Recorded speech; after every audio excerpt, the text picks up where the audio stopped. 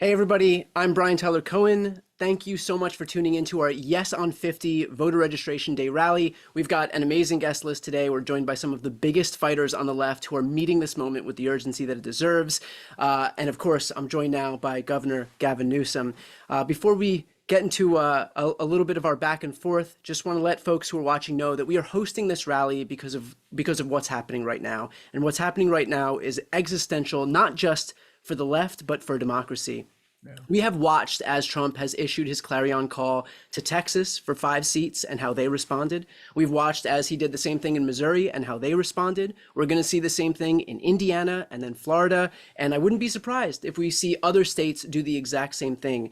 The reality is that this is how Republicans engineer themselves into a permanent majority, which makes it all the more important that we actually fight back. So the whole Republican movement across the country is going to pour money into California because they know that if they can beat this thing in California, then they have nothing to worry about in terms of pushing back against this overt, blatant power grab. So what we'll ask you to do throughout this evening as we try and raise money to counteract the avalanche of funds that are going to come in from across the country on the Republican side is we're going to ask you to go ahead and donate to yeson50live.com. This will help our efforts to make sure that everybody in California knows the stakes of what's going to happen on November 4th, knows the stakes of this referendum coming up, and knows that it is existential, again, not just for Democrats, but for the preservation of democracy itself. So that's going to be an important point that we're going to hit on numerous times throughout this evening. So with that said, I'm now honored to be joined by the governor of California, Gavin Newsom. Thanks so much for taking the time. It's great to be with you, Brian. Thank you. So we are obviously broadcasting right now in the midst of a really difficult week. We have seen gun violence occur with the shooting last week against Charlie Kirk. We have seen the overt assaults against free speech at the hands of Donald Trump and Pam Bondi and all of these other purported free speech warriors. And so in light of what we're seeing right now, I'm sure that there are a lot of folks who are watching this who feel exhausted. And so what would you say to those people who are watching to let them know that this is worth staying on top of, this is worth continuing to fight for? Well, I first say is you're human. If you're not feeling exhausting and anxious and in some ways fearful, then you're not breathing, you're not living. And I think we have to give some people grace.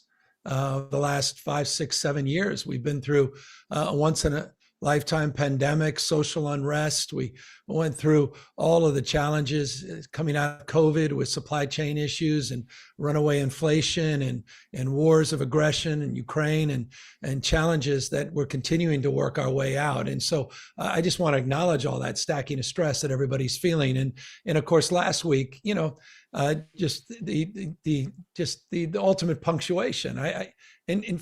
Just for what it's worth, Brian, you know this. I started a podcast not too many months ago, and Charlie Kirk was my first guest. He was gracious enough to not only say yes, he flew out to do it in person. And I spent not just the hour plus in a very civil conversation with Charlie. I spent time with him after, and we stayed in touch, including my team stayed in touch pretty consistently. And that's the spirit I want to bring to this conversation, is one of civility, one of grace, one of humanity, common humanity. Obviously, we have deep differences of opinion. Obviously, he was very offended by positions I hold dear, and I, in turn, very offended by things that he said and positions he held. But the fact is, we had that opportunity to engage. And so I would say, in response to your question, it's absolutely essential that we, in the spirit of this moment, hold ourselves to a higher level of civility and accountability. In the spirit of this conversation, accountability to the moment we're in and the consequences of giving in to cynicism and anxiety and fear. And I just say to everyone in closing, in this spirit, you're the antidote to that cynicism, that fear and anxiety. The fact that you've tuned in means you've not tuned out to what's at stake. And I cannot impress upon people watching, it's all at stake. This is a profound and consequential moment in American history. We can lose this republic if we do not assert ourselves and stand tall at this moment and stand guard to this republic and our democracy. I feel that in my bones, particularly in light of what's happened in the last week. So let's talk about the California map redraw, this situation that we're in right now. We have, not that many weeks to go until this referendum, until November. And so there are going to be folks watching who say, look, California is a big blue bastion. Why do we have to worry about this? This thing is already a done deal. Why is this worth talking about right now? Well, because it's Prop 50 for a reason, impacts all 50 states. It's just not an electoral map. It's a simple math issue. You said it in the outset. Donald Trump realizes and recognizes that he is likely, almost overwhelmingly likely, to lose the midterms. And so he's trying to hold on to power. And the only way he can hold on to power is to rig the system, to change the game. He's not playing by a different set of rules. He's playing by no rules whatsoever. And that's why he dialed up Greg Abbott in Texas and suggested that he's, quote unquote, entitled to 5 seats. They did his bidding. And as you suggest, that bidding is being done in real time in Missouri, in Indiana. It will be advanced in states like Florida. And you may have seen today the comments that were made about Utah and Ohio as well. So this is as real as it gets. And the whole idea of redistricting, I assure you, is the tip of the iceberg, because he's also setting up the parameters and the condition where he can suggest that when he loses, and that's up to us if we do our job, when he loses the midterm, he could suggest it was rigged itself. He's quite creating a chill. And let me give you an example of what I mean by that as it relates to voter turnout and intimidation tactics. When we kicked off the campaign for Yes on 50, we did it at the Democracy Center in Southern California. Brian, you were there in Little Tokyo. You know well, and many of you watching know this well. Little Tokyo is the site, sacred site, where we shamefully bust the Japanese as we interned the Japanese. That happened. And at that exact same site, Donald Trump set masked private army. He sent out Border Patrol and ICE to intimidate two U.S. senators, a half dozen or dozen members of Congress, 100+ community leaders, to try to intimidate us from holding the rally in the first place. And a poor soul that just happened to be out there selling strawberries was disappeared by that same private army. That is a preview of things to come, I assure you, at voting booths and polling places across this country. Just as we said after he federalized the National Guard, and he sent the military, not overseas, he sent the military to a United States city in Los Angeles, 700 active duty Marines, is intended to chill free speech and free expression. The stakes could not be more clear, and the stakes could not be more consequential. And finally, let's finish off with this. There are folks who are going to say that this isn't an example of good governance, and so Democrats should kind of practice what they preach and not do the same thing that they have disavowed for so long. And so, in this particular moment, what do you say to those people? Well,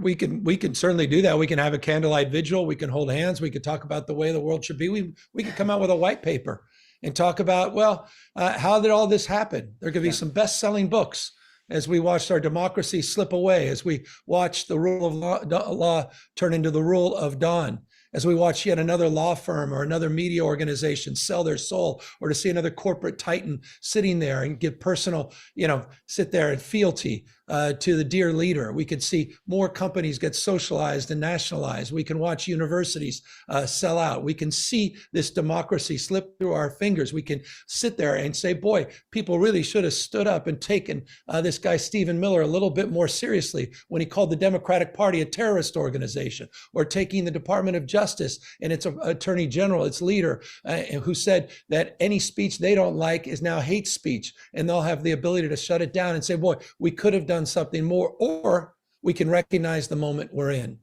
and we can meet that moment, and we can push back, and we do it with some muscularity. We did this in response to what Donald Trump has done, and we've done it, in closing, Brian, in the most democratic way. And I would say that to those still on the fence. That's the difference between us and them. We're not only using our formal authority, our ability to fight fire with fire and redistrict, but we're using our moral authority in this respect. It's temporary, it's transparent, and it's democratic, meaning we're putting in front of the voters. This is the first maps in the United States that will actually be submitted to the people themselves. The maps will be on the ballot, and it's a temporary response to this emergency, this crisis of the rigging of the midterms. And we need to win this at peril that we'll lose this republic, we'll lose this democracy. It is not an overstatement. This is code red. We all need to wake up to what's going on. And maybe, in final words, maybe I'm saying that from the prism of being a governor of a state where I watched the military asserting themselves to try to take over for domestic policing, where I watched this private army that is the most funded private army of its type anywhere in the world, with ICE out there in masks, intimidating people and their free expression of speech. Maybe it's because I'm sitting here where the UC Regents are meeting tomorrow to discuss a $1.9 billion extortion fine because institutions of higher learning and independent thinking are under assault by Donald Trump. That happens to be UCLA in my state. Maybe it's through the prism of that, but I assure you, in every state in America, I assure you this is a preview of things to come. Perfectly put. And to underscore how important that is, the reality is Republicans know all of these things, which is why, again, as I mentioned in the beginning, they're going to pour a ton of money into this effort, because if they can neutralize California, that's all they need, especially with the weapons that they have at their disposal, meaning Texas, Missouri, Indiana, Florida, and on and on. So for those who are watching right now, if you'd like to help us make sure that everybody can become aware of what's happening in California, please donate what you can to yeson50live.com. And we'll be repeating that throughout the evening. With that said, I'd like to take the opportunity now to introduce my friends at Crooked Media, two of the hosts for Pod Save America, Jon Favreau and Tommy Vitor. Pod Save America, of course, is a liberal podcast, and Crooked is a media organization that was started after these guys served in senior positions in the Obama administration. Jon Favreau is the chief speechwriter, and Tommy was the spokesman for the National Security Council. It is my honor to introduce my friends, Jon and Tommy. That's the nicest intro Hey, I've Brian. ever gotten. Jeez. Yeah. Feeling comfortable now. You guys can pay me afterwards. We already do. I pay you a stipend. Listen, thank you all for being here. Thank you for inviting us to the live stream. Thank you for raising money for this initiative, and Governor Newsom for putting this proposal forward. It's been a really scary, tough week, I think, for everybody. What happened to Charlie Kirk is an evil, indefensible tragedy, full stop, end of sentence. That said, what Donald Trump has signaled is to come is very scary. And it sort of reminds you of what this country could look like if there is no check on his power. And I think we have all thought and hoped and believed that the first check on his power would be the midterm elections. But clearly Donald Trump wants to steal the midterms through this redistricting process, and we have to fight back. And so that's why this is such an important proposition.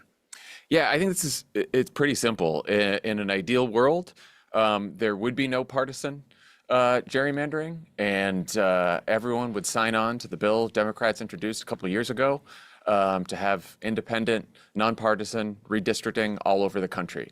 That is not the world we live in. Donald Trump decided one day that he wanted to squeeze 5 more seats out of Texas, and basically has been pretty honest about it. There's no pretext here. He's not trying to hide it. He's just saying, I want 5 more seats, and now I want all the other states that can give me more seats to redraw their maps so they can give me more seats as well. So then it's easier for me to win the midterms. So then I don't have to be investigated for anything. My administration doesn't have to be investigated for anything, and I can continue to confirm judges and pass all kinds of legislation. And if we win the midterms, Donald Trump will never sign a piece of legislation again. If we win the midterms, we can start trying to hold his administration accountable. And so this now comes down to Prop 50. And I know some people might think, well, it's California, Democratic voter registration advantage, should be no problem. It's going to be, a lower turnout election. And so a lot of political junkies, like the people who are probably watching this live stream, are going to show up, and that's that. Well, the other side is going to spend millions and millions and millions of dollars to try to defeat this, because Donald Trump and the Republicans are very aware that if we draw the maps here to, try to neutralize what they're doing in Texas and other places, that it's going to be harder for them to win. And, reporting suggests that on Donald Trump's mind are the midterms more than they ever have been. He is very, very intent on winning these. He's very, very nervous about the possibility of being investigated, his administration being investigated. So they are going to dump an enormous amount of money in here, and they're going to try to get their base going and to get people to turn out in midterm elections that don't usually turn out, that usually just turn out for Donald Trump in presidential year. So they're throwing everything they have into this, which is why it's really, really important for everyone to donate so that we can get the word out, so that Governor Newsom can get the word out.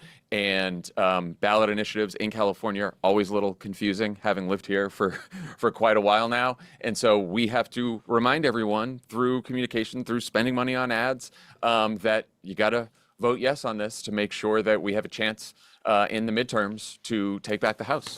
So please, if you can, donate to yeson50live.com. You can go right there and donate. And thanks everyone for listening and for tuning in. And now we're gonna bring in a Massachusetts luminary. Yes, Senator Elizabeth Warren is on the stream.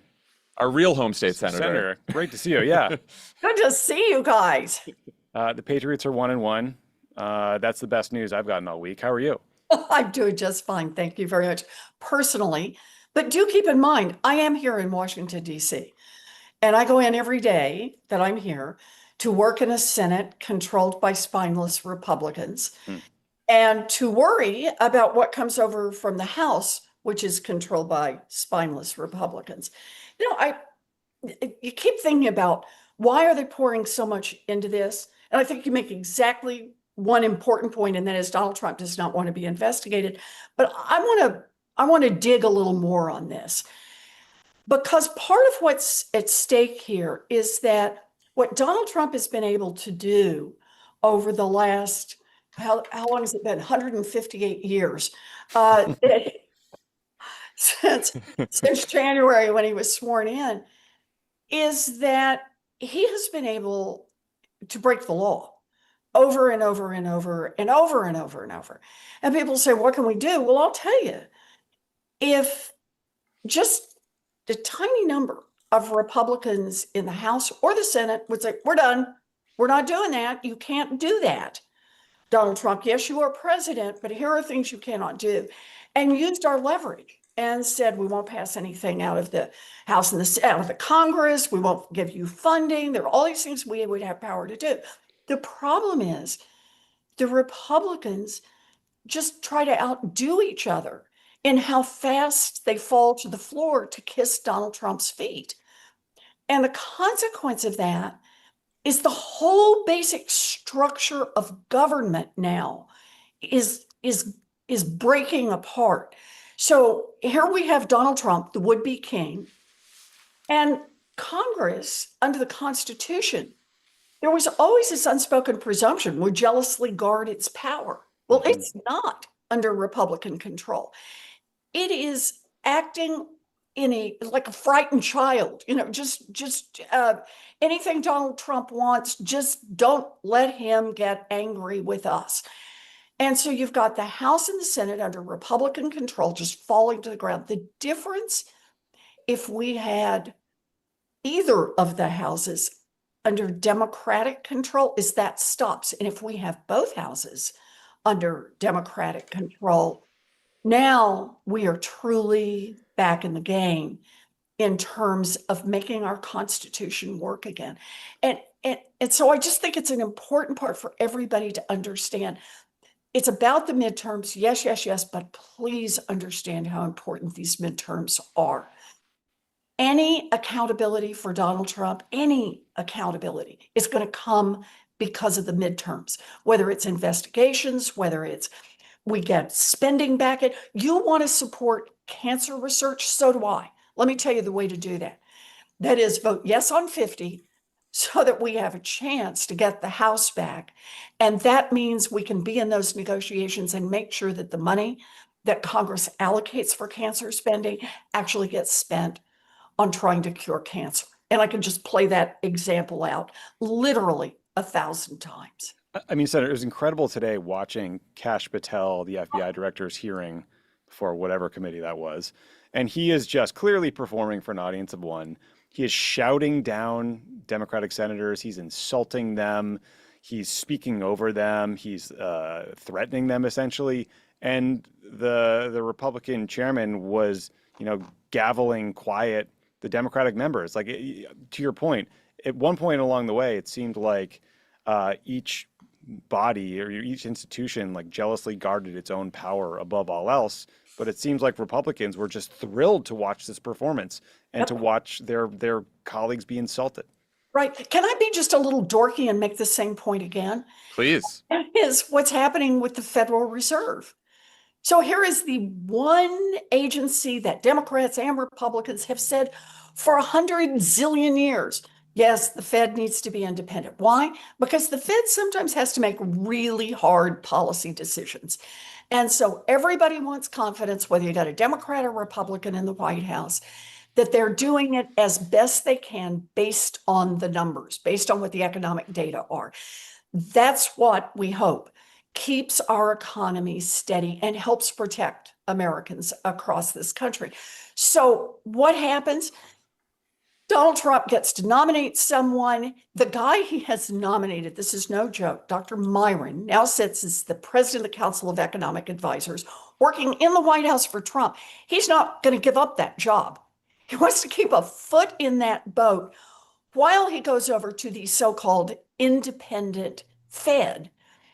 And so every Republican senator at our hearing last week in banking, I know it didn't have all the sparkle of the Patel hearing, but every Republican senator, I believe in the independence of the Fed. So I asked this guy who's Donald Trump's nominee, I said, you're going to be independent, right? He said, oh, he's going to be independent. He wrote up his notes. I will be independent. I will be Mr. Independent. I said, great. Let's just test out how independent you can be of Donald Trump. Did Donald Trump lose the 2020 election? Mr. Independent could not answer that question. Well, it was ruled by a blah, blah, blah, Senate and was confirmed, blah, blah, right? He could not bring himself to say this. So I said, okay, let's go to another. I realize that one's sensitive. Let's go to what Donald Trump said when he fired the person who put out the labor statistics, the head of the BLS. BLS, Bureau of Labor Statistics. And I said, Donald Trump, and I read the quote, said this person lied and tried to help Kamala and falsified data. And I said, is that true? Again, here's the guy who's chief economist, literally could not say that maybe, just maybe, the president got a word or two wrong when he called the head of BLS a liar and a cheat and just maybe had overstepped a little bit. And I use that as an example of everybody who comes through to be confirmed starts with prostrating themselves in front of Donald Trump might be looking. And I am so grateful to Donald Trump. They all say, and I will do whatever he wants me to do. That's why I see Prop 50 as a fight for the independence of our democracy, a fight to say there's a check on power. For everybody who shut up for no kings, this is your chance in California to show up and just say, power, we get it. Presidents should have power, but there's got to be a check on that power. And right now, there ain't no check on that power. It's not coming from the Republicans in the House. It's not coming from the Republicans in the Senate. It's sure as heck not coming from other people in government. And this is our chance to get a foot back in the door on that. That's right. So donate to, you're on yeson50live.com, presumably, if you're watching this. Mm-hmm. But if you're not, go to yeson50live.com and donate, please. Awesome. We'll leave it there. Thank you all so much for being a part of this. Thank you for showing up when it matters most. We appreciate it. It's a pleasure now to be able to introduce everybody to two content creators that I love watching. We have Josiah and Luke. So Josiah is a self-certified American politics geek who wants to see more progressive policy, a more ruthless Democratic Party, and the defeat of Trump's authoritarianism. Runs a podcast and a YouTube channel that I love called The Pondering.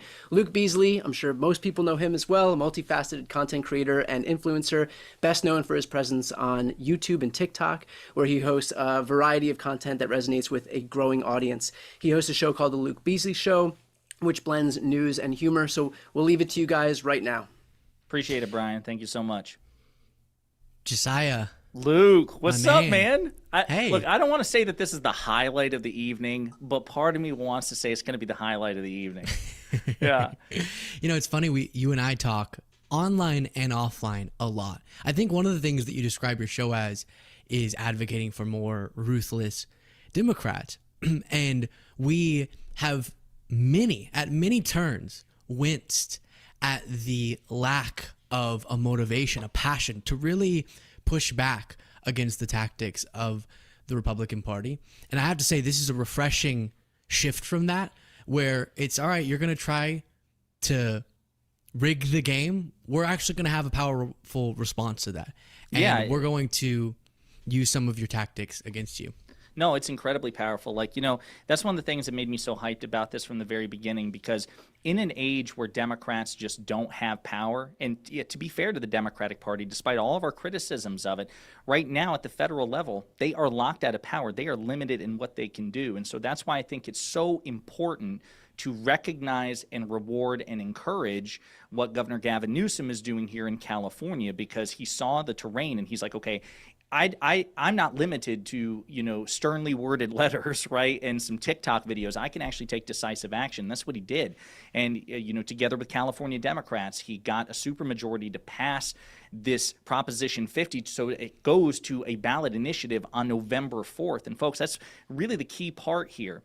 We need people to register to vote if you haven't yet, because, of course, today is National Voter Registration Day. But number two, there's a special election on November 4th that will decide, you know, potentially the fate of the next midterms and democracy consequently by allowing Proposition 50 to pass. And that's what this is all about. So we have to recognize it, reward it, and encourage it, and hopefully inspire other Democrats in positions of power to take up the cause.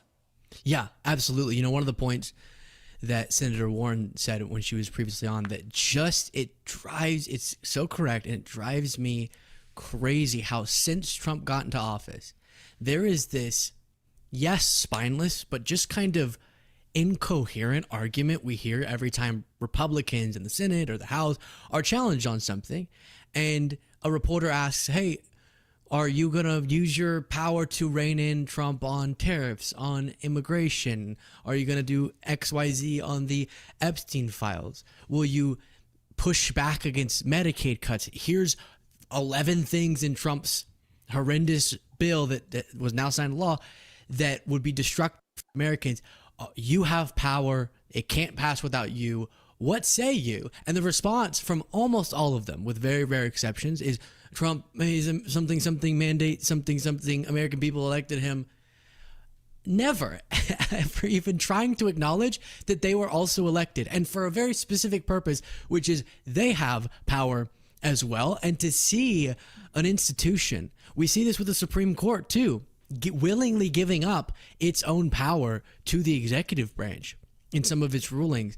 And Congress now, you would think at least ideological self-servingness would motivate them to do something. But instead, it's that same talking point of Trump was elected and he has a mandate. And I think it was correctly framed by Elizabeth Warren that this is more than just a California issue. And it's more than just, hey, let's do well in the midterms, Democrats. It's actually about bringing to a screeching halt what has been an unrestrained presidency thus far. Yeah, and speaking of Congress, I mean, you mentioned a senator. We got a really good representative to also bring in. We've got Representative Jimmy Gomez of California's 34th District. What's going on, Congressman? Oh, you're muted, sir. There we go. There we go. Yeah. You'd think after all these years, I'll know how to do that. Listen, the fact that you got it like resolved in 3 seconds and not 50 seconds actually gives you a leg up on me, so I'm not going to judge. It's like, wait, come here, staff. No, they're not here. I'm kidding. So how are you? I mean, with all this going on, what do you feel about Proposition 50? How do you feel about all this? You know what? I want to kind of like paint a picture of what's at stake, because a lot of people think that this is just another normal election. Everything's at fucking stake this election. It is, if we do not win back the House, then you're looking at a permanent MAGA version of America, not for 2 years, but at least for the next 10 years, because it is because they're going to solidify all the cuts that they did and build back better. They're the cuts to Medicaid, the cuts to SNAP, the big tax giveaways to the largest corporations and the richest people in this country. Everything becomes solidified. And if there's no check from Congress and there's not been one from the courts, then using the National Guard in states like in cities like my own city is only going to spread. I've warned about that in the early days of the National Guard and the Marines going into Los Angeles. We knew that this was going into Chicago, DC, that it was going to spread. So people have to understand that we're in this together. If you do not want this permanent version of America that's being developed, that's being built bit by bit by Donald Trump and the billionaire establishment, then we got to pass Proposition 50, because it is just a counterbalance to them trying to rig another congressional majority, starting out with stealing 5 seats in Texas.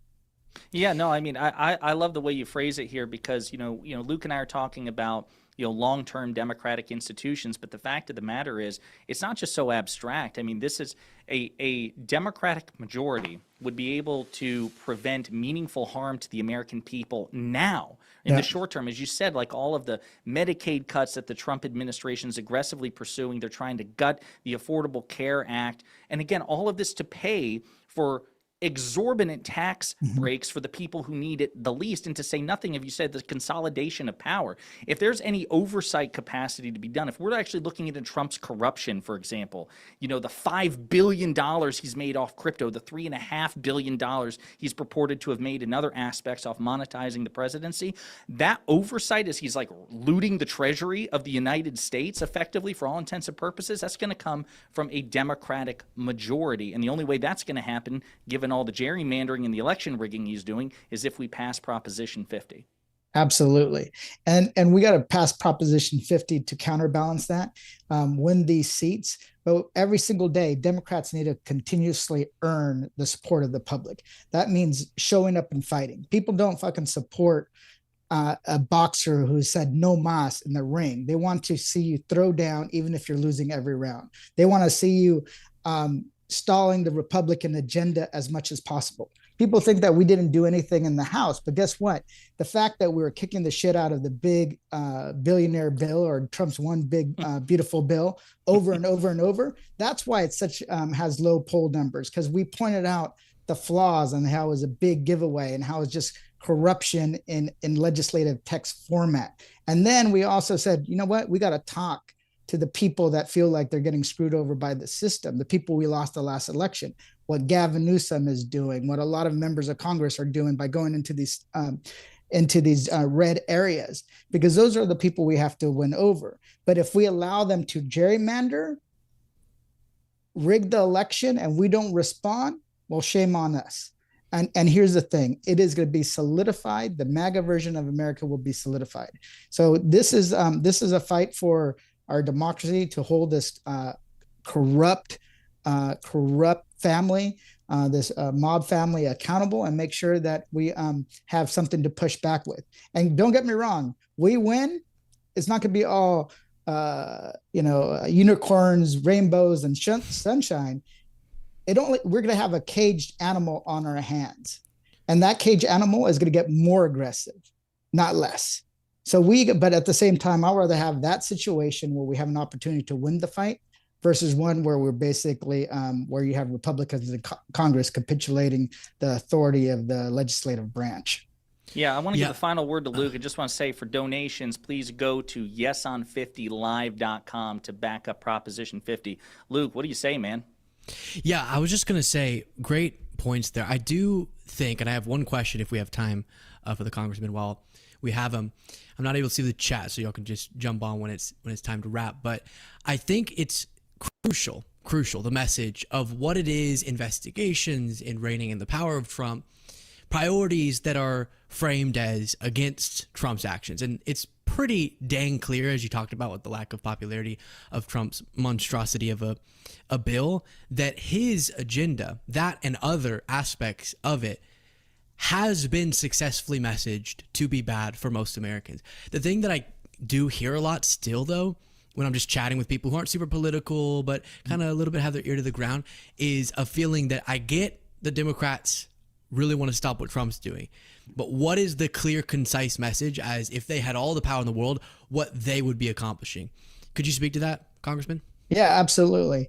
We would be tackling the number one issue for all Americans, which is affordability, right? Trump said he was going to lower costs on day one. He didn't do that.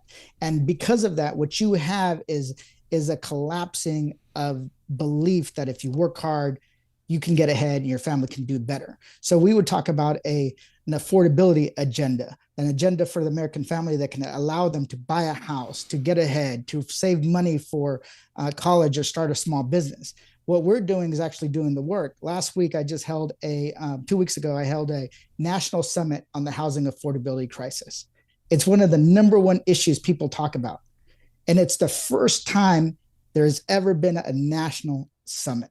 So what we're going to do is going to go after these issues step by step: childcare, housing, tackle corruption in the Trump administration, and then allow people to have a belief that they can get ahead. Because right now, the people we keep losing are the ones that feel that they can't work hard enough and live their version of the American dream, whatever that is. So we have an agenda, and I believe it's going to be an agenda that restores people's faith, not only in the Democratic Party, but also in the idea of America itself. Awesome. Thank you all. We appreciate Congressman, Luke, Josiah. Thank you guys all for being here. I want to jump right on to the next one. But first, a quick note that we are at 98% of our first goal. So we're almost at $100,000. Yeson50live.com. If you've not yet donated, please help support this effort. This is the whole ball game here. Okay. I'm going to introduce now two folks. We have Katie Fang and Congressman Robert Garcia. Katie Fang hosts the Katie Fang YouTube channel powered by the Midas Touch Network. She is an attorney, a legal analyst, a former MSNBC anchor. She delivers sharp analysis, in-depth interviews, and must-see commentary on the legal and political stories that are shaping our democracy. She's also a welcome new entrant into the independent media space. So glad to have you, Katie. And of course, Congressman Robert Garcia represents California's 42nd Congressional District, is now the ranking member of the powerful Oversight Committee, and represents one of the first instances of true generational change that we're seeing in this Congress. So I'll throw to you both here right now. Thanks, Brian. So good to see you. Congressman Garcia, Papo, it's good to see you. Look, let's just start straight out of the gate and remind people that this whole thing got started with that bullshit letter from the Department of Justice sent to Texas, alleging some pretextual thing that there was some illegal gerrymandering that was going on in Texas in 4 congressional districts, even though that map that was allegedly so bad was one that the Republicans did.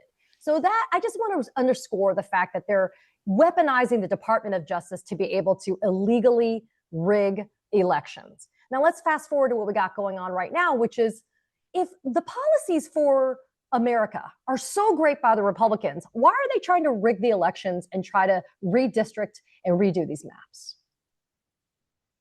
Hey everyone, Katie, you're absolutely right. I mean, first, let's be really clear that we've never in the history of this country have seen a Department of Justice be weaponized in this way. And it's not just on redistricting. We're seeing it after going after political enemies. We're seeing it trying to quell dissent. We're seeing essentially the pardons of people that should have no business getting any sort of leniency from the United States, the attack on the courts, the attack on academic institutions, all from the Department of Justice, which we know traditionally has had a separation from the White House. Not in Donald Trump's America. In Donald Trump's America, he can have his own police force, which is now ICE. In Donald Trump's America, he can lie and cheat his way to the White House. In Donald Trump's America, he can attack whoever he wants without consequence. He can hide the Epstein files and ignore survivors. And in this case, this is Donald Trump's plan to essentially rig and steal the 2026 election. Completely planned out by him, Stephen Miller, and that entire team over there at the White House. And so they have been working towards this. It moved fast, but our reaction in California has been in response to the DOJ and Trump's trying to rig and gerrymander Texas. We have had, as you know, a commission in the state that, by the way, I supported. I actively supported our independent commission, but we can no longer have two hands tied behind our back as Republicans steamroll their rigging of and gerrymandering of elections, as they try to take our rights, as they try to destroy the Constitution. And so I am committed to this fight. I'm so grateful to the governor for leading this fight in the state.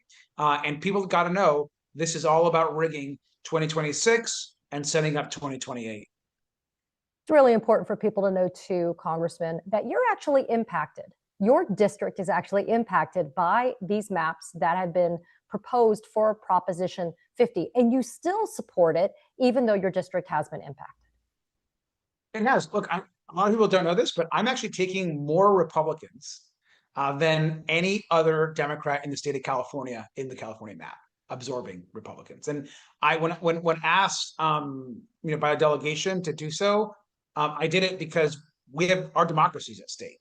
And so this is not a moment for us to worry about not having competitive seats or worried about being in Congress for a lifetime. This is about winning the majority to protect people and to save our country. And so, look, I still have a fairly blue seat. I'm going to win my reelection, but I went from a super safe, very progressive, deep, over 30 points, 35 points, to a much closer seat, one where I'm having communities across Orange County in much more conservative areas, and more absorbing more Republicans than any other member of our delegation. And I'm doing it because it's the right thing to do, because we can win this seat, and we will. But we need people's support. We need folks to come out, vote for Prop 50, support candidates now that are going to have a little bit tougher seats. But like I told folks that have asked, hey, you're pretty progressive. Is this going to impact the way you take on Trump or the Oversight Committee? And I'll tell you, absolutely not. Looking forward to continuing having the fire and fighting back. Yeah, and even though Proposition 50 is specific to California, this will impact all of America when it comes to competent representation for constituents in Congress. I want to focus on the work that you're doing in House oversight. And the reason why is obviously part of the biggest part of discourse these days has to do with the Epstein files. If it wasn't for people like you, Congresswoman Summer Lee, and others, there wouldn't be this push for transparency. Talk about why making sure that Democrats have the right type of representation in DC is a sure pathway to make sure that we actually get the transparency that Americans deserve. This is why I think generational change in our party is really important. And this is why electing and bringing forward new leaders is critical. Katie, as you know, when I was running for oversight, the leader of the Democrats on oversight, and I'm in my second term in Congress, so I'm still a fairly new person in Congress standards. And, we won our election. I'm the first sophomore to win an election to lead a committee in over 100 years in our party. And I'm proud of that, because that tells me that our caucus and the party is changing, that they understand that we've got to bring in new voices. We got to expand the tent. We got to let more people in. We can't be this party of subtraction. Like, why aren't we the party of adding more folks, of coalition building? And I think that's what Prop 50 is also about, is we want to go national and take this national. And what's really critical is, as it relates to Epstein, you think about all the fight that we have in front of us. It's all these new generation younger members that are pushing. I mean, you talked about Summer Lee. We partnered in getting that subpoena out. She's in my class. You talk about folks like Jasmine Crockett, who is on fire, I think, bringing and leading this country in so many ways on issues that matter to working people. She's on our committee. She was also in my class. And so I think you're seeing younger, newer Democrats, I hope, modeling what it means to fight. And in this moment for Prop 50, we've got to be aggressive. We've got to back our governor. We've got to be all in, because this could mean essentially us being able to stop the Trump agenda and dramatically slow it down, or giving him free rein to continue to rig more and more states, take away more of our rights, give more of our hard-earned labor to billionaires in this country, and to take away more health care. And so we've got to stop this now, and I'm proud that California is leading the way. There's a false narrative that's being pushed by the Republicans that this is an apples to apples comparison when we look at what was happening in Texas and now what is being proposed with Prop 50 in California. Talk about why that's just a lie. That frankly, one, Texas had a freaking off ramp that it could have taken. Governor Newsom gave it to Texas, gave it to Trump, gave it to all of them to be able to do before we got to this point in California. And why the opportunities that are being given to the California voters is definitely not what we're seeing happening in Texas. I mean, what a shock. Republicans are lying about something. I know we're all stunned right now, but look, I think what's happening here in this case is that the difference between what Texas did, which we only are doing in reaction to them, exactly, is that they're gerrymandering through their legislature, not the will of the people. Their kind of public process was a complete sham. So many other Texans know this. And for us, look, we support a commission, but what we're going to do is we're going to take it to the voters. We're going to put the map on the ballot. So our map is actually going to be voted by the people, unlike what's happening in Texas. And so when we get Prop 50 across the finish line and we win, it'll be because the voters of California have decided they're not going to allow essentially what's happening in Texas with their governor to somehow dominate the next 2026 election. So I'm proud of what we're doing here in the state. And let me just add, because one of my roommates is an amazing Texan himself and a great congressman. Let me just add that I do appreciate all the Texans that have really fought this every step of the way back home in Texas. And we're here as partners. We really want to support what they're doing as well. They need our support also. Yeah, I see Brian here. I know we're going to be parting ways, but Congressman, I did want to remind everybody who's tuning in, if you go to www.yeson50live.com, not only can you donate, which you have to because Prop 50 has got to be yes, but you can also volunteer and you can sign up and get more information. I always say knowledge is power, and the more that we can share, we're definitely going to be in better space. I want to say thank you to Congressman Robert Garcia, representing the 42nd Congressional District from the great state of California. Brian, I see you, my friend. Awesome. Thank you both so much. We really appreciate you being a part of this, and thank you for promoting Yes on Live, yeson50live.com. We are making quite a big dent in terms of getting these donations up. We are on our way to $200,000, not even an hour into this thing. If you've not yet donated, please help this effort. This is the whole ball game here. I could not be more excited to promote the next duo. We have Beto O'Rourke and Mark Elias. Beto came within just 2 points of unseating Ted Cruz in 2018. He is a huge inspiration for me.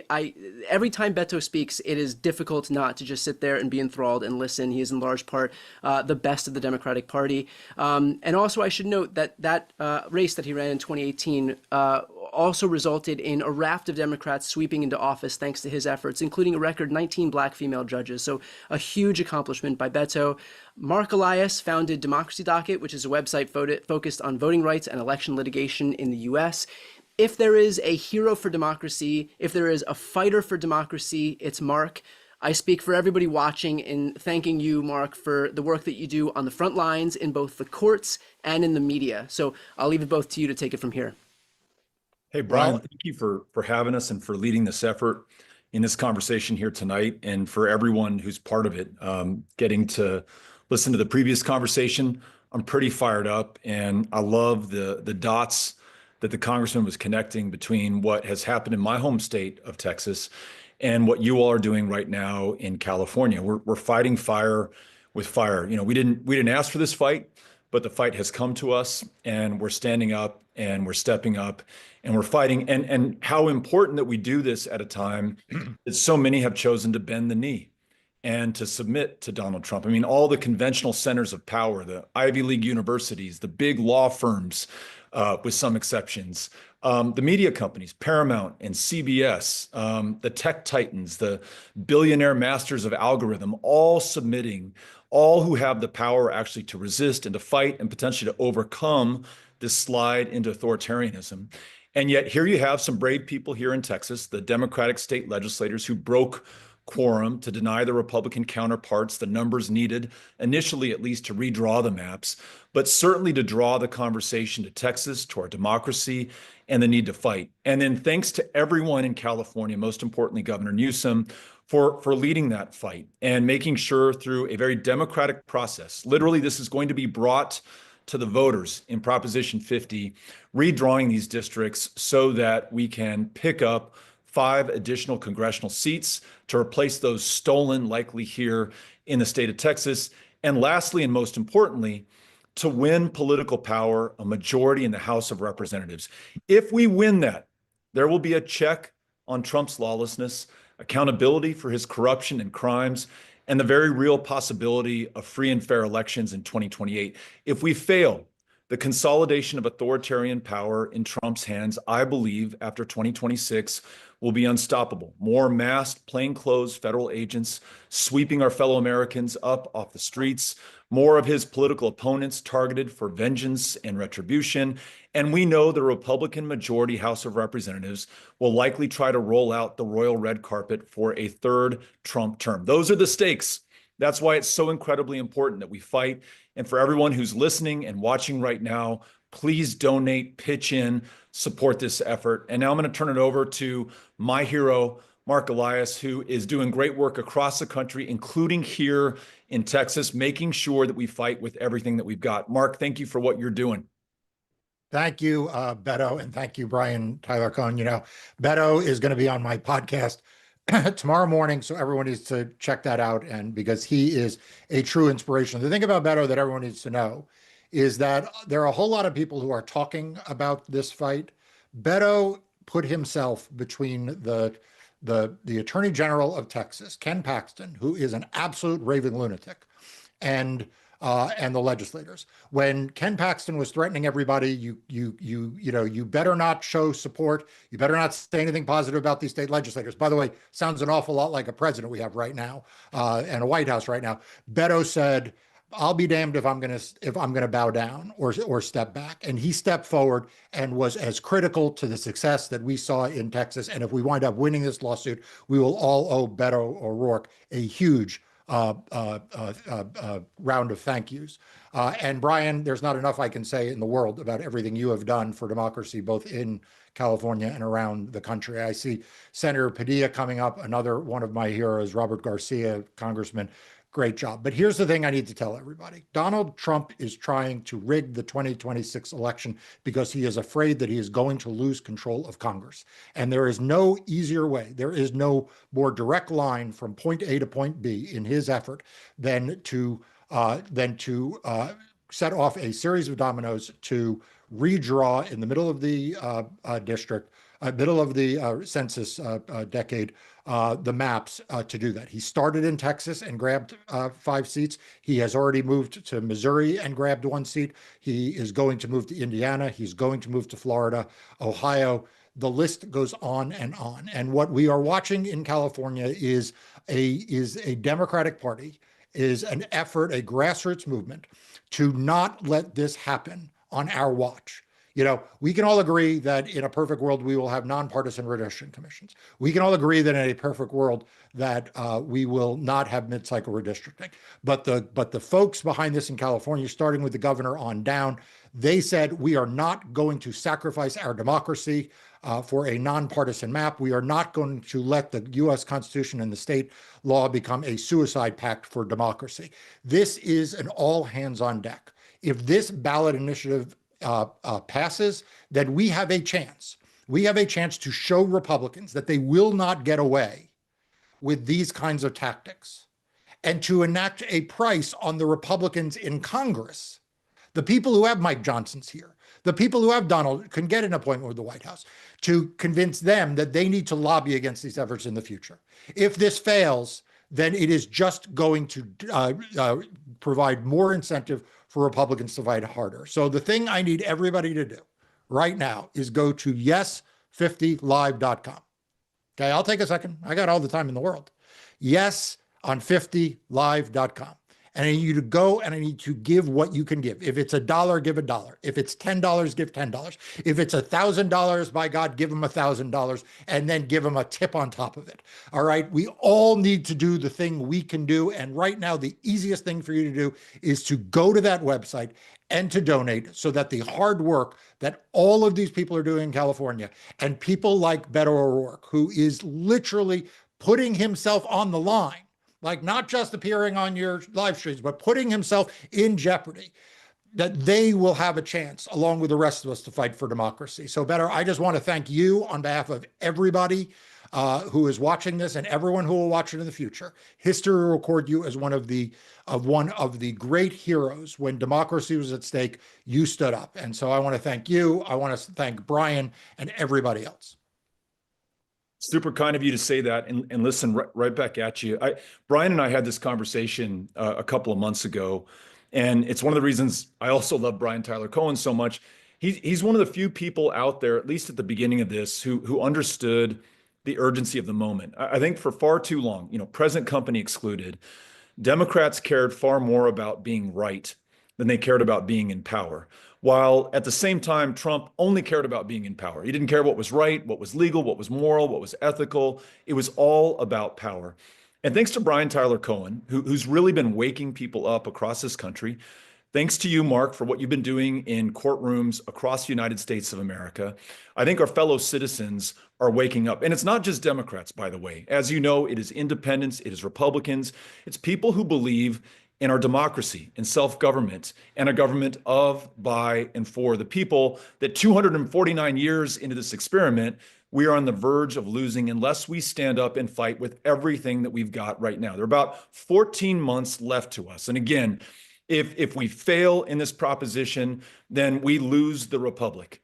If we win, we're in for another round or two for as long as we can keep fighting to win this thing back. And for everyone out there who is so sick and tired of Democrats not fighting with everything that they've got. As Mark just said, you finally have a governor here in California. You finally have a movement in California. You finally have a movement that's waking up the rest of this country that is fighting with everything that they've got. And it is so goddamn exciting because we have waited so long to see this happen within our party. Do not allow this moment to pass without a fight. And if you're wondering what your part in that fight is right now, it is donating, as Mark said, everything that you can right now. I will be joining you. Amy and I are going to be making a donation tonight. I bet Mark has already made a donation. Absolutely. I'm on the website.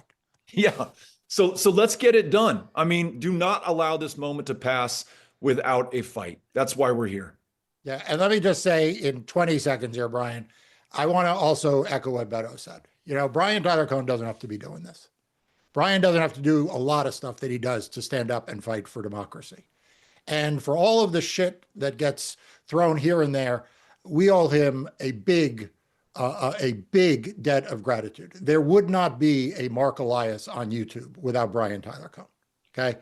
Like the Democracy Watch series that he approached me on has been vitally important in spreading the word. And he has done enormously important work. So thank you, Brian. Well, I appreciate that. Thank you both so much. And, it's an honor to be talking to both of you. These are the biggest and best fighters that we have on the left here. So couldn't be more grateful for your voices here.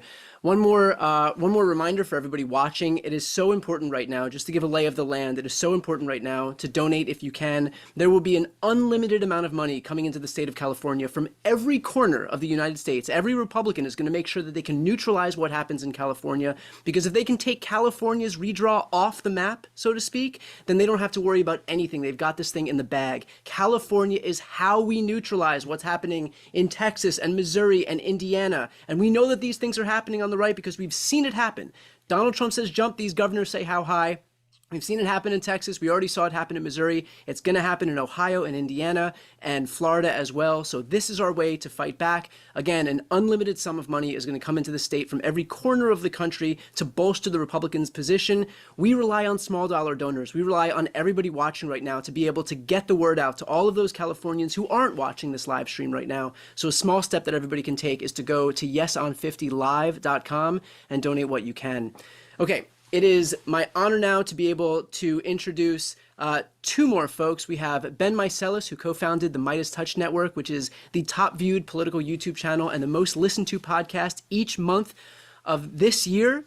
Huge congratulations to Ben and your brothers for what you've built in Midas Touch. I could not be more proud to see that the left is fighting back, and you guys are a huge part of that. So thank you for the work you're doing.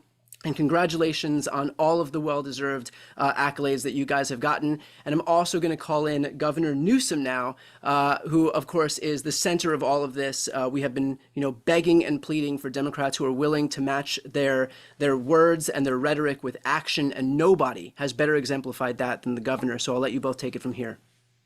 Governor Newsom, it's great to see you, the man of the hour right now. When your name is on Donald Trump's social media, it seems, on an almost hourly basis, whether it's Donald Trump claiming that he saved Los Angeles by turning on a magical faucet somewhere in the imaginary border between California and Canada, whether it's Donald Trump saying that he saved Los Angeles again a few months back, whatever he was making up about you today.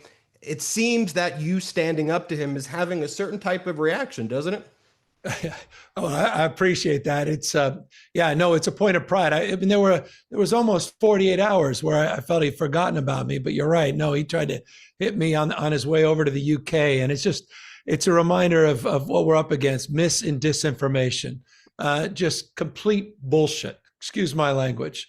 That comes from Donald Trump. And that's why it's important that we're not only winning the war in the spirit of what Beto and Mark just brought to this conversation on the ground, in the spirit of what Brian talked about in terms of this grassroots people power effort to push back against the well-heeled.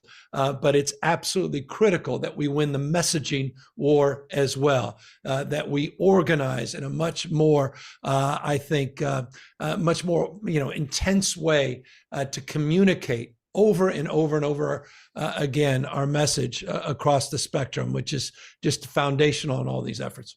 Look, the federal government once again is heading towards another shutdown potentially, but Donald Trump has ordered MAGA Mike Johnson and Republicans do not even have conversations with Democrats. He's repeatedly referred to Democrats as the enemy, radical, don't deal with them, don't even talk to them.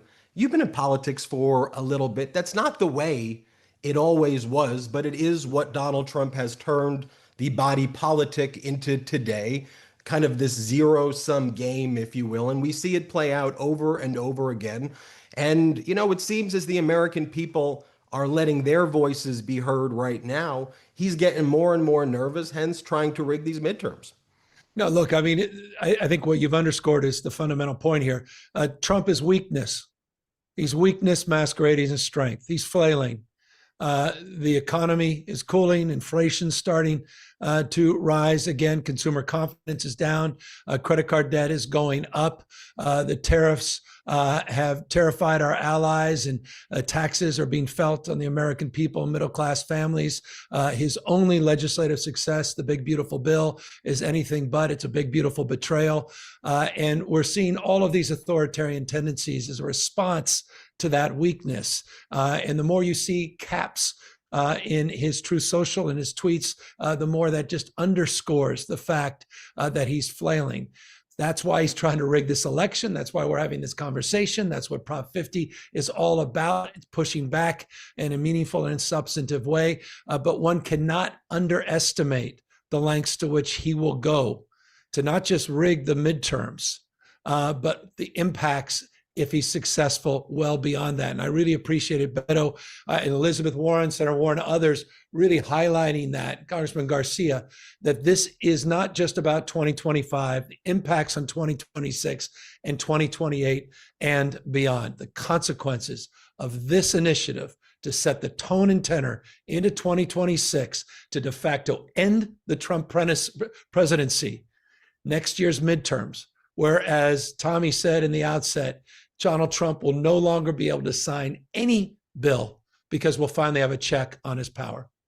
You know, living in California is something that I have a great deal of pride about. We are the fourth largest economy in the world. If California was a country, we are a giver state. We give $80 billion plus more to the federal government than we take. By contrast, Texas takes about $75 billion more than it gives. You go through every stat in entrepreneurship, companies. California is leading the way. But it's constantly under attack by Trump and lots of people in red states who, let's face it, I know how Donald Trump likes to falsely say that the United States subsidizes Canada, which is not accurate and completely false. But let's face it, a lot of these red states are failing. But for California kind of subsidizing the country, yet they then come and attack us here in California. I don't like that, Gov. I'm with you, man. It's the California derangement syndrome. And with respect to our friend Beto O'Rourke, you're exactly right. $71.1 billion taker state. California, $83.1 billion donor state, meaning we provide $83+ billion more in revenue to the federal government than we receive back. And that is the case, vast majority of blue states. But we also have to state the facts. I live in California, you live here, size of 21 state populations combined, the fourth largest economy from a GDP in the world, more scientists, engineers, more researchers, more Nobel laureates than any state in the nation. A system of education that's a conveyor belt for talent, the UC, CSUs, our community college system, pushing out the boundaries of discovery, more venture capital, and we dominate in the next big global economy, 32 of the top 50 AI companies all here in the state of California. So our state of mind is about not just imagination, but it's innovation. It's dreaming and doing. And it's not lost on me, and it shouldn't be lost on anybody, that part of our secret sauce is the fact that we are able to get the best and the brightest from around the globe. First round draft choices. We're a majority minority state. That our best doesn't tolerate that diversity. We celebrate that diversity. All of that's on the line in terms of the assaults of Trump and Trumpism and going after DEI, ESG, CRT, anything with three letters, this guy seems to be assaulting. And so what Proposition 50 represents is an opportunity to check his power. It's about checks and balances. It's about the rule of law. It's about co-equal branches of government. And that's why I'm so grateful to you and so many others that are tuning in so that we can tune up an understanding of what's at stake with this initiative. Let's talk about this event today before we go. National Voter Registration Day, so it has an added layer of significance. The website is yeson50live.com. Everybody go there. I'm going to make a donation after this at yeson50live.com. But you bringing together all of these people here in new media, bringing members of Congress and senators and leaders together, rallying together to support our democracy and to support this existential threat. How big of a deal is this event today, Governor? I think it's huge because you guys have done one thing that I think we all need. I imagine you might need, and that's some optimism, some hope. I think that we show up for each other. We're showing up for a cause greater than ourselves. And as Beto was saying, 249 years of these enduring principles and values, the best of Roman Republic and Greek democracy, about to celebrate the 250th anniversary of our founding fathers. It's all on the line. It's all at stake. And I think for me to see everybody show up like this, that's incredible. It gives me a sense of optimism and hopefulness. And what I think it also represents from a very organized perspective is that we're not just engaging in platform thinking, we're also engaged in platform doing, that we're actually manifesting something here. We have something to be for. We have work to do. We have agency. And what I think this whole engagement tonight represents is the power of the people In a democracy, Brandeis said it best, the most important office is office of citizen, active, not inert citizenship. And it's people making contributions, $3, $5, $10, making contributions by going out there and volunteering that will be the story that will define not just the success of Prop 50, but the story that I think will define this moment in the history books as we move into the 250th anniversary of the Governor, thank you for what you're doing. Great conversation. I echo what everyone else said about you, Brian, Tyler Cohen. You gave me that very nice intro, but you're the OG in YouTube, and you've paved the way for a lot of people like us. And thank you for putting this event together, Brian. Governor, thanks for fighting for us. You give us all hope to see the governor, the largest state in the United States, pushing back, fighting for democracy. Thanks for everything you're doing, Governor. Appreciate it, brother. Thank you, guys.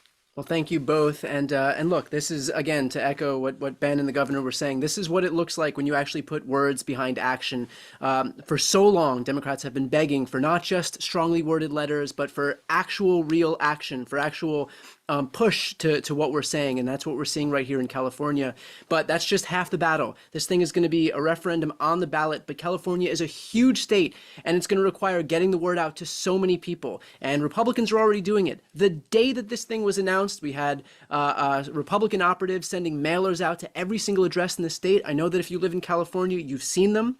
You've gotten those mailers in your mailbox saying to vote no. We have to push back. This is our way to protect not just the future of the Democratic Party, but the future of democracy itself. And that relies on being able to reach all of those people who aren't paying attention to politics on a daily basis, which, to be honest, sounds good for everybody's mental health, but the reality is that it's going to take a lot of push from all of us who are paying attention to make sure that people know what's going on. So we are getting very close to our $200,000 mark, which is a huge milestone. But please, if you haven't yet donated, go to yeson50live.com. Okay, I'm so excited to be able to introduce our two next guests. We have Joe Carducci and Senator Alex Padilla.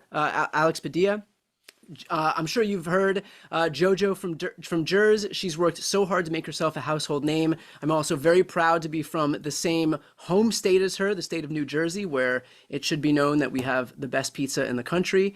And Senator Padilla, U.S. Senator from right here in my new home state of California. This is the senator who made a name for himself this year by putting his body on the line when he was arrested by the Trump administration for daring speak out. And that's exactly the kind of forward-leaning posture that we want to see from our elected officials. So I'll let you guys take it from here. Well, first of all, thank you, Brian. I did not know that you were from the Garden State, the greatest state in the country. No offense. I'm just kidding. I'm here from New Jersey participating in this event for Prop 50 in California because I understand that the stakes of this moment are much greater than the best state on the planet, which is, of course, New Jersey. Again, no offense. But Senator Padilla, it is wonderful to see you again under slightly better circumstances than the last time we spoke. But I just wanted, I'm happy to see your face. I feel like we bonded a little bit in a unique way through some tragedy that happened last week. But I wanted to just start with something that is important to me, a thread that ties us together, which is that we are the children of immigrants. And the governor just said, in this country, we celebrate diversity. Your parents, my dad, they believed in the American dream. They worked toward that end. They participated in achieving that. Donald Trump and MAGA Republicans, they don't appreciate that diversity. They, on the other hand, quite the contrary. They're trying to attack it. And so I want to start there, if you might, with what's at stake right now for the American dream for people like your parents, people like my dad. Sure. No, Jojo, great to be back with you. And I mean, I think a couple of things. Why does Donald Trump have it in for California so badly? It's because California is like the opposite of his vision. California is not the most populous state in the nation, the most diverse state in the nation, home to more immigrants than any state in the nation. And as you've been hearing, California has grown to become the fourth largest economy in the world. And that's not a coincidence. That doesn't happen despite the immigrant population. It's because of the immigrant population, the contributions of so many immigrants as workers, of course, but also as consumers and as entrepreneurs. But because of and there's a lot to say about Donald Trump here, but California is the embodiment of what the future of the country is, increasingly diverse, and we should be increasingly inclusive if we want to embrace the economic and cultural impact of it. But what does Donald Trump do? He attacks California.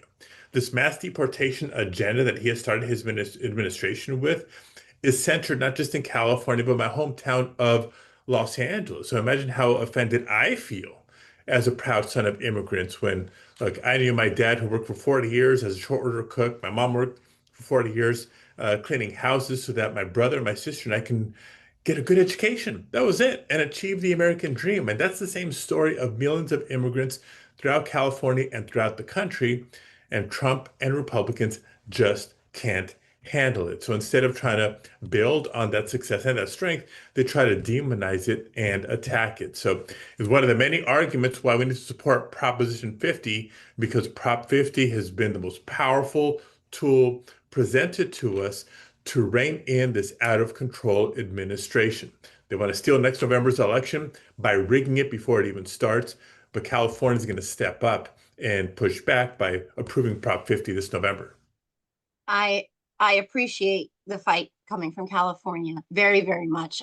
This is obviously the moment to be meeting, and the governor and all of your leadership are meeting this moment extraordinarily. And so I want to speak to your point about what Republicans are doing and ask you, why are they trying to cheat ahead of the midterms in 2026? I mean, what do they know?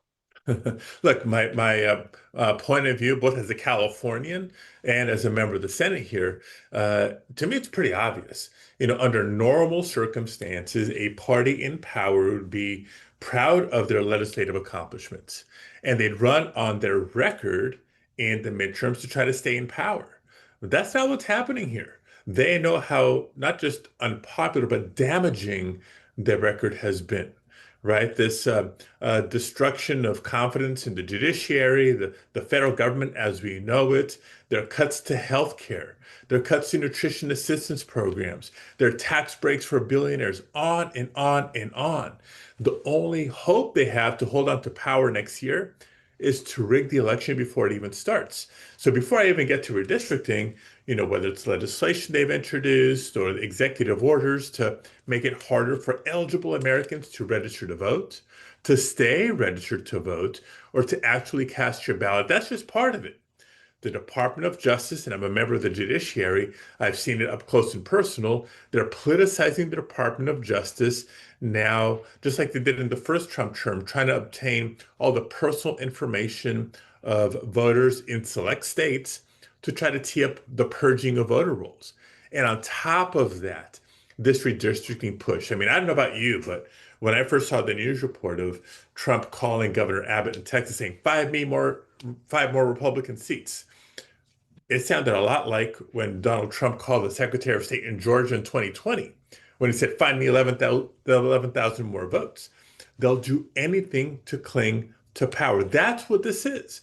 And so as I try to sum it up to folks when I'm walking around, if you care about reining in this administration that has overreached, violated due process and the Constitution with their mass deportation agenda, if you care about the rising cost of groceries and housing and healthcare and energy and so much more, and you want to do something about it, you got to support Prop 50. And if you care about the rule of law and defending the principles of our Constitution, you have to support Prop 50. It's the biggest check.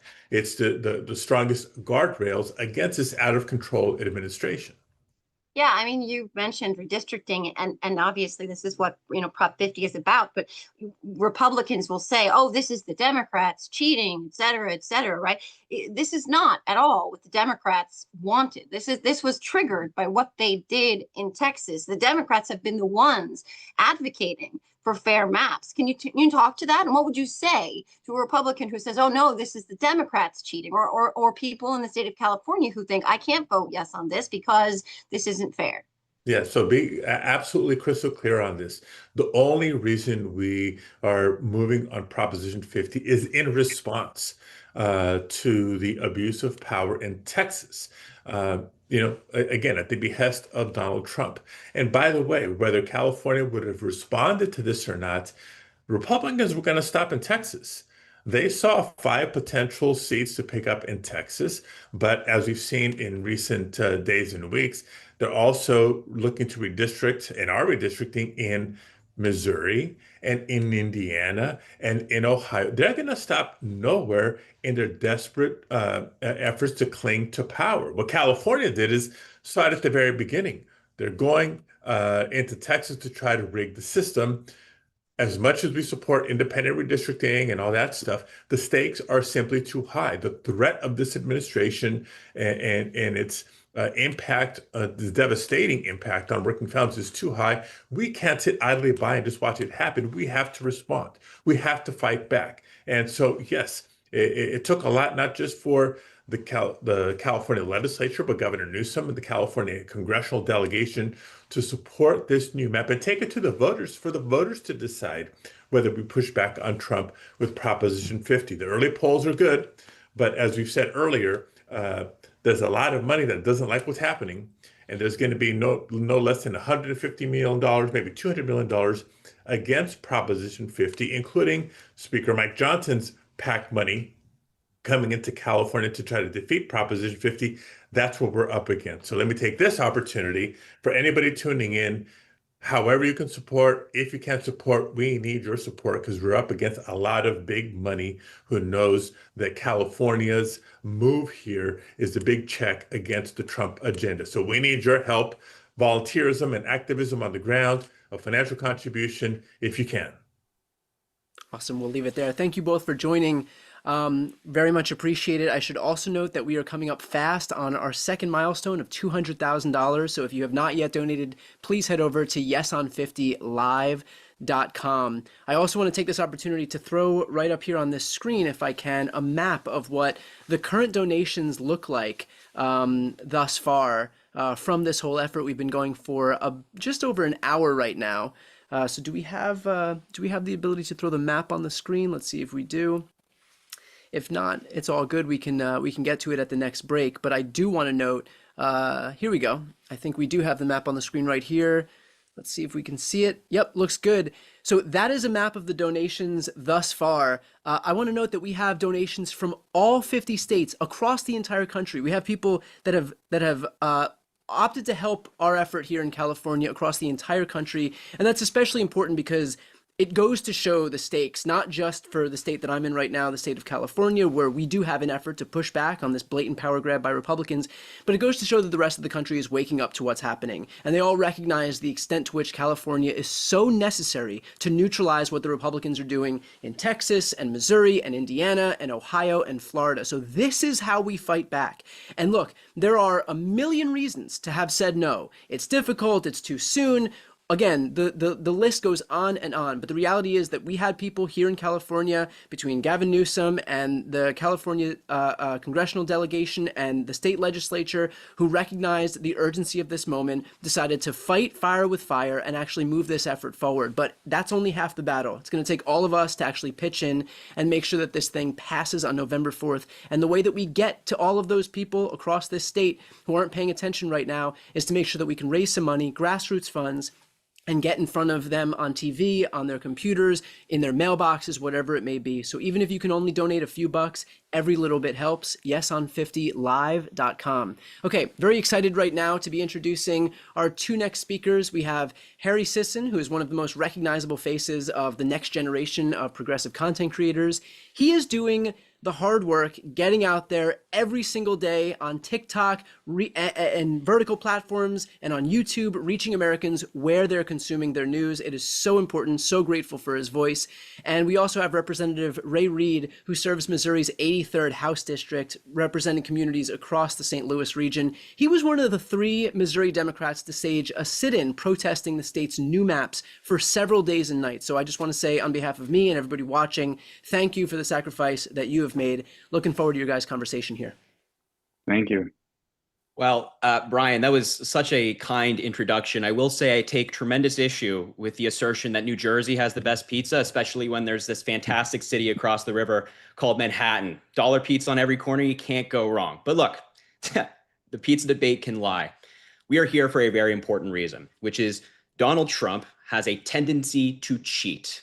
when he is backed into a corner and a position he put himself in, he will do whatever it takes to cheat.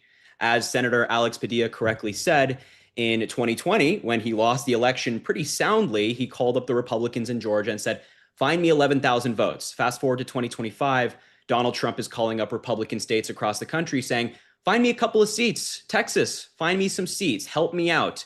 Trump knows his agenda is wildly unpopular. His big, ugly bill is wildly unpopular. He knows it cannot stand on the merits, and so he's trying to cheat the game.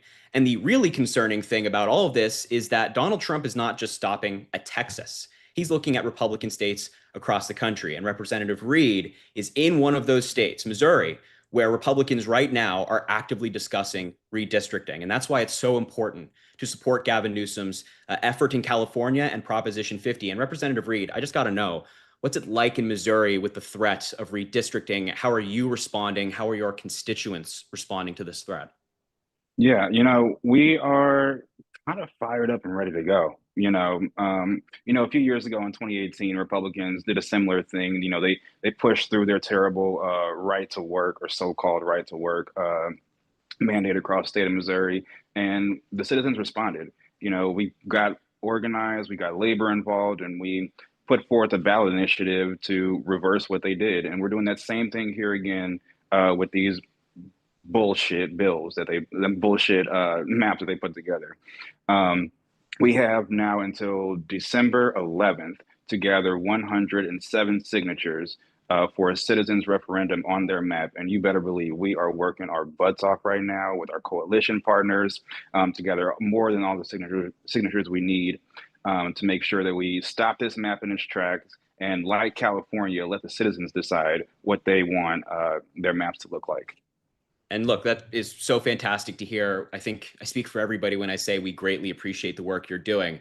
I'm curious, you're a young guy. What's your message, and a young guy in a Republican state, I might add. What's your message to all these different Democratic governors out there who are not pursuing redistricting and responding to Texas in the same way that Governor Gavin Newsom is doing in California? Yeah, the time to fight back is right now. We are so grateful for leaders like Governor Gavin Newsom in California, along with the entire California legislature, Speaker Rivas and their entire team there. We're stepping up to the plate when the time's needed. I know our friends to the east of Missouri and Illinois are working on some things. In New York, they're talking about what they can do.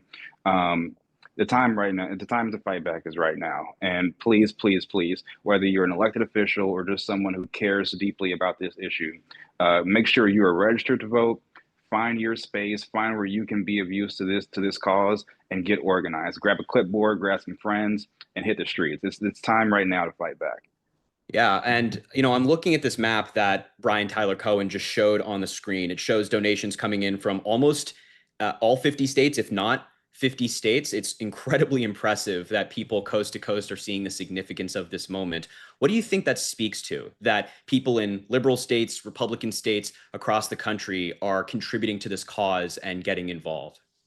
I think it shows that, although Democrats didn't pick this fight, we're also not afraid of it, and we're all ready to pitch in wherever we can to be a part of this fight. When we were on the House floor, we had folks from all across the country giving us calls, from Kamala Harris to Governor Newsom's team to Chris Coons. Just the Democrats all across the country just kind of wrapping their arms around us and saying, we got your back. And that's kind of what we're seeing right now in California. That's why we're on this call, is because we've got Californians back, and we're going to make sure that the people have the last say on this one. Yeah, and I mean, look, you're an elected representative. You've put in the hard work to get there. And I think you also have a tremendous understanding of what people are saying. So what are you hearing from your constituents right now? Are they calling your office? Are they calling friends of yours in states around the country? Like, what's the message that you're hearing most from folks that you represent and just broadly? More than anything, we're seeing people kind of wake up, even in a red state like Missouri. Republicans, I think, know that they've gone too far. Although they are, let me be clear, Republicans in Missouri and around the country in states like Texas are cowards for bending the knee to Donald Trump instead of upholding the duties of their offices. But we're seeing folks get fired up, get ready to go, mobilizing, putting their names on the ballot, organizing with friends, finding out how they can help with our citizens referendum. We're really seeing something that we haven't seen since, from my experience, 2008, which I'm really, really excited about. Yeah, I mean, I completely agree. I'm in a different position than you are. I make content online every day, and my comment sections, my DMs, everything for the past couple of months since Texas and Donald Trump started their cheating effort has been filled with, what can we do? How can we get involved? How can we get our representatives to listen to us? And I think you're exactly right that there's this national awakening happening right now. And I'm also really happy to report that I'm even hearing this from Republicans. People in my personal life and online are saying, hey, this ain't right. What Donald Trump is trying to do with mid-decade redistricting is unprecedented and a blatant power grab. And that is exactly why this is so important. And I do want to plug the website. You've heard it many times tonight. It's yeson50live.com. The amazing thing about this website is you can contribute to this effort to help Gavin Newsom fight back, but you can also register to vote. This effort, this Prop 50 does not pass unless people get out there to vote and make their voices heard. So please go to that website. Please donate, register to vote, do everything that you can. And I know, Representative Reid, you know the significance of registering to vote and actually making their voices heard. So please, from all of us who have spoken tonight, go do that. And let's get this job done. I think we're close, and the amount of money raised is just fantastic. That's right. That's right. It's so important because this really is, the fight of our lifetimes. Everyone's talking about 2028. We don't get to 2028 if we don't deal with 2026 first. So please make sure you're registered to vote. Talk to 10 friends. Make sure they're registered to vote. Because I promise, when you can increase the voter turnout by 20 to 50 votes, precinct by precinct by precinct, that makes all the difference in the election. So please make sure you're registered to vote. And when you go donate, give $1 more, give $2 more, whatever you can, because I promise that makes all the difference too. Yeah, that's exactly right. Turnout is everything. Turnout is everything. Thank you guys both. Representative Reid, Harry, thank you both so much for helping us here tonight. I should note that we have passed, we're coming up on $250,000 in about an hour of doing this. So thank you all to the folks who have donated. If you've not yet donated, please help this effort. Even a few bucks goes a long way. Okay, very excited to introduce our next duo here. We have David Pakman, who's one of the OGs on YouTube. He was one of the very first people who I watched when I started tuning into politics.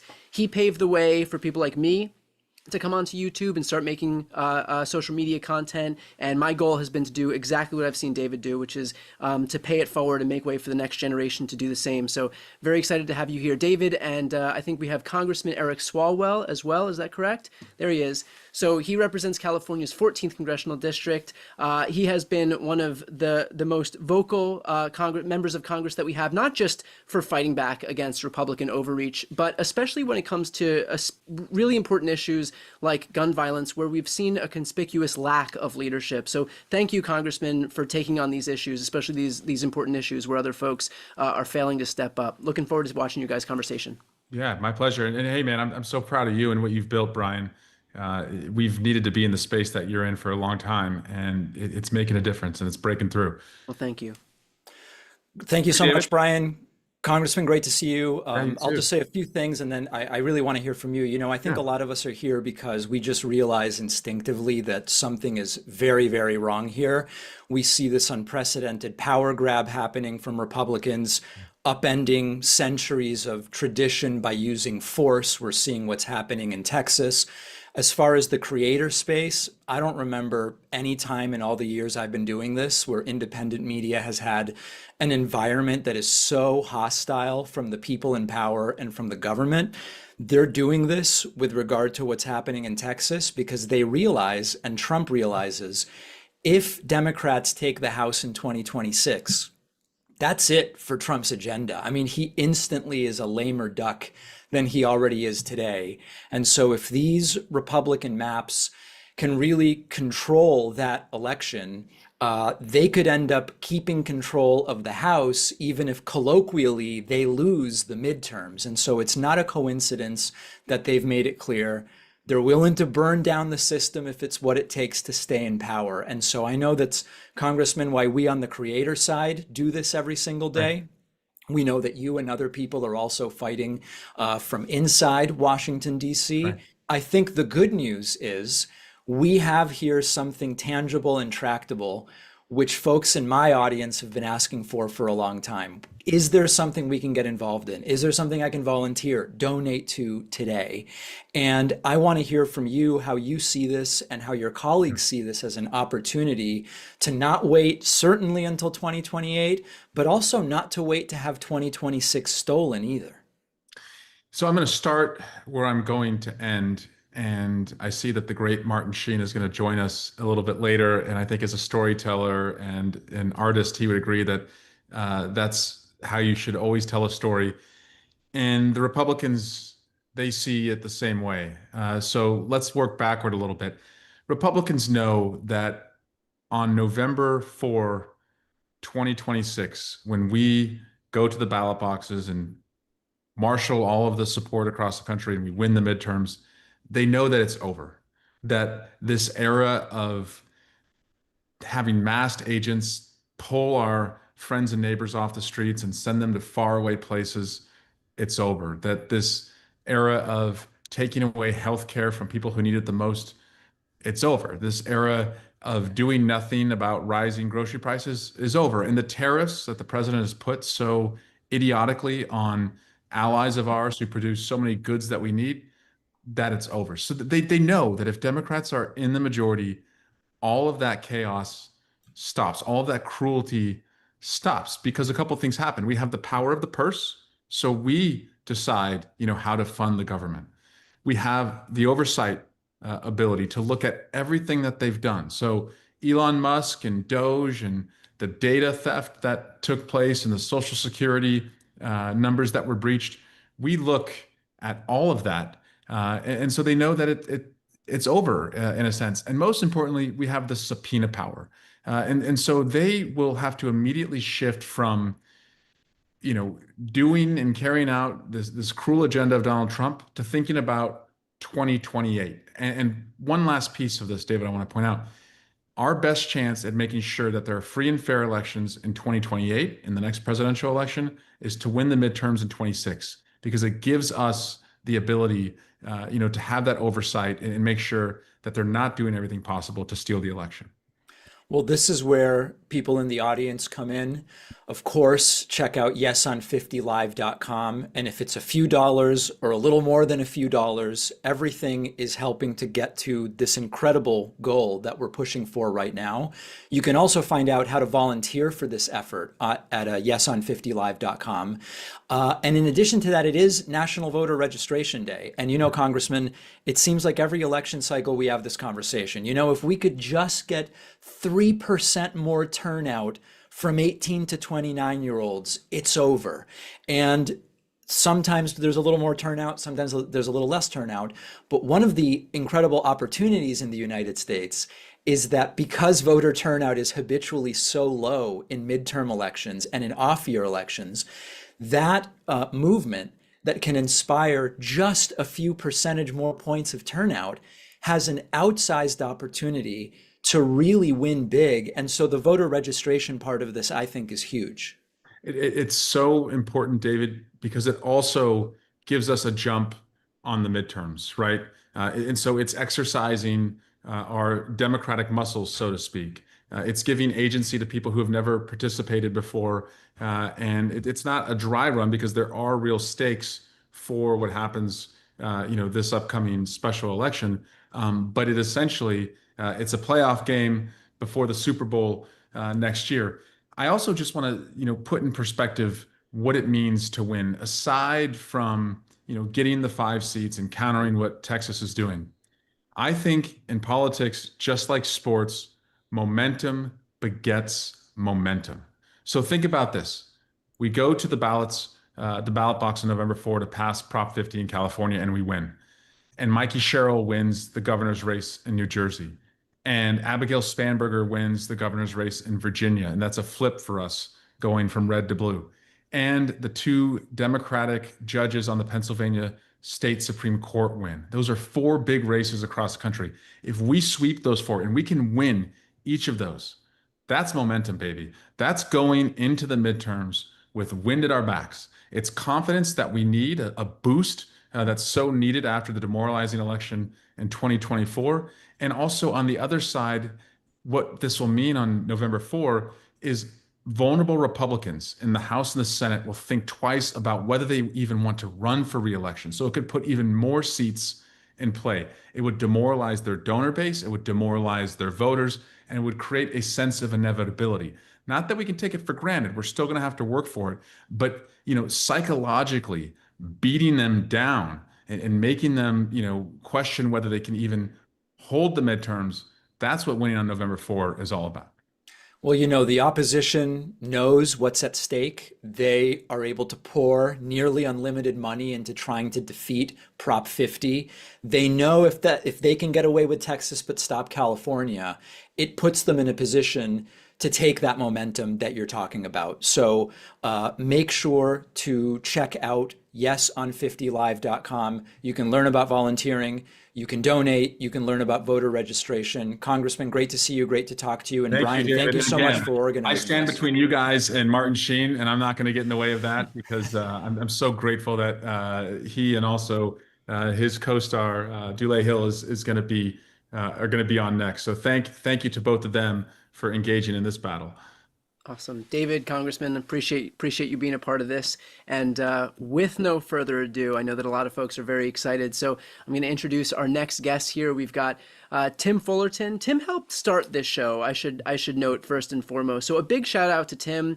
He also had a practice session, we can say, in launching White Dudes for Harris, helped that gain prominence, and he served many roles in the Obama administration. And importantly, he started the Find Out podcast, which I'm a huge fan of, and we need more folks in independent media, so I'm grateful that Tim and his co-hosts have jumped into this space. And now we've got members of the West Wing cast, Dulé Hill and Martin Sheen. I know that for so many people watching right now, you both are the platonic ideal of what politics can be. And most importantly, thank you for staying engaged and involved, because it would be really easy to just, show up on set, do your thing, make a great show, and kind of step back and fall back into, just having been an actor. But the fact is that you're using your voices now for to stay engaged in this political process. And so, on behalf of myself and everybody watching, thank you so much for doing that. And looking forward to the conversation here. It's my pleasure to be here. I think it's important for all of us to actively stay involved in any way that we can. Because when we take our eye off the ball, we take our eye off the prize, then you see what can happen, and it can happen swiftly. When I saw the results of the election last year, I knew that there would be challenges. I knew that there would be an assault on our liberties, but I could not fathom what I'm seeing now. It really breaks my heart when I see our loss of humanity. I see how we are going to the extremes, and we are lacking the ability to find common ground. I mean, we are 1 year in, and these are trying times. And the only way that I feel that we can even have some type of backstop to this onslaught that is happening is by winning in the midterms. And I truly believe, I'll say to myself often, and I say to others, that democracy works when we, the people, work it. That's how democracy stays alive. And the only way that the best way for us to fight this battle for the soul of our nation, for the character of who we are, is at the ballot box. That's what we have to do. And I truly believe that all things being equal, if we were given the opportunity to freely vote the way we have, then it would be a no-brainer that the Democrats would win. There would be balance put back into the system. And that would be that. But I do believe that also that these extremist politicians are very aware that they cannot win the battle on their merits. They cannot win re-election on their merits. So the same people who a few years ago were crying about a stolen election and supported people who really, acted in a way that was not supportive of our democracy are now actually trying to steal an election. They're not even doing it in the shadows. They're being very overt about what they are doing. But what really, I guess, affects me is that they're taking away the voice of the people. It's one thing if you were going to do this redistricting plan and you were going to bring it to the citizens, That's how democracy works. Let people talk about it. If you were doing it that way and then the people voted for that, I would have nothing to say.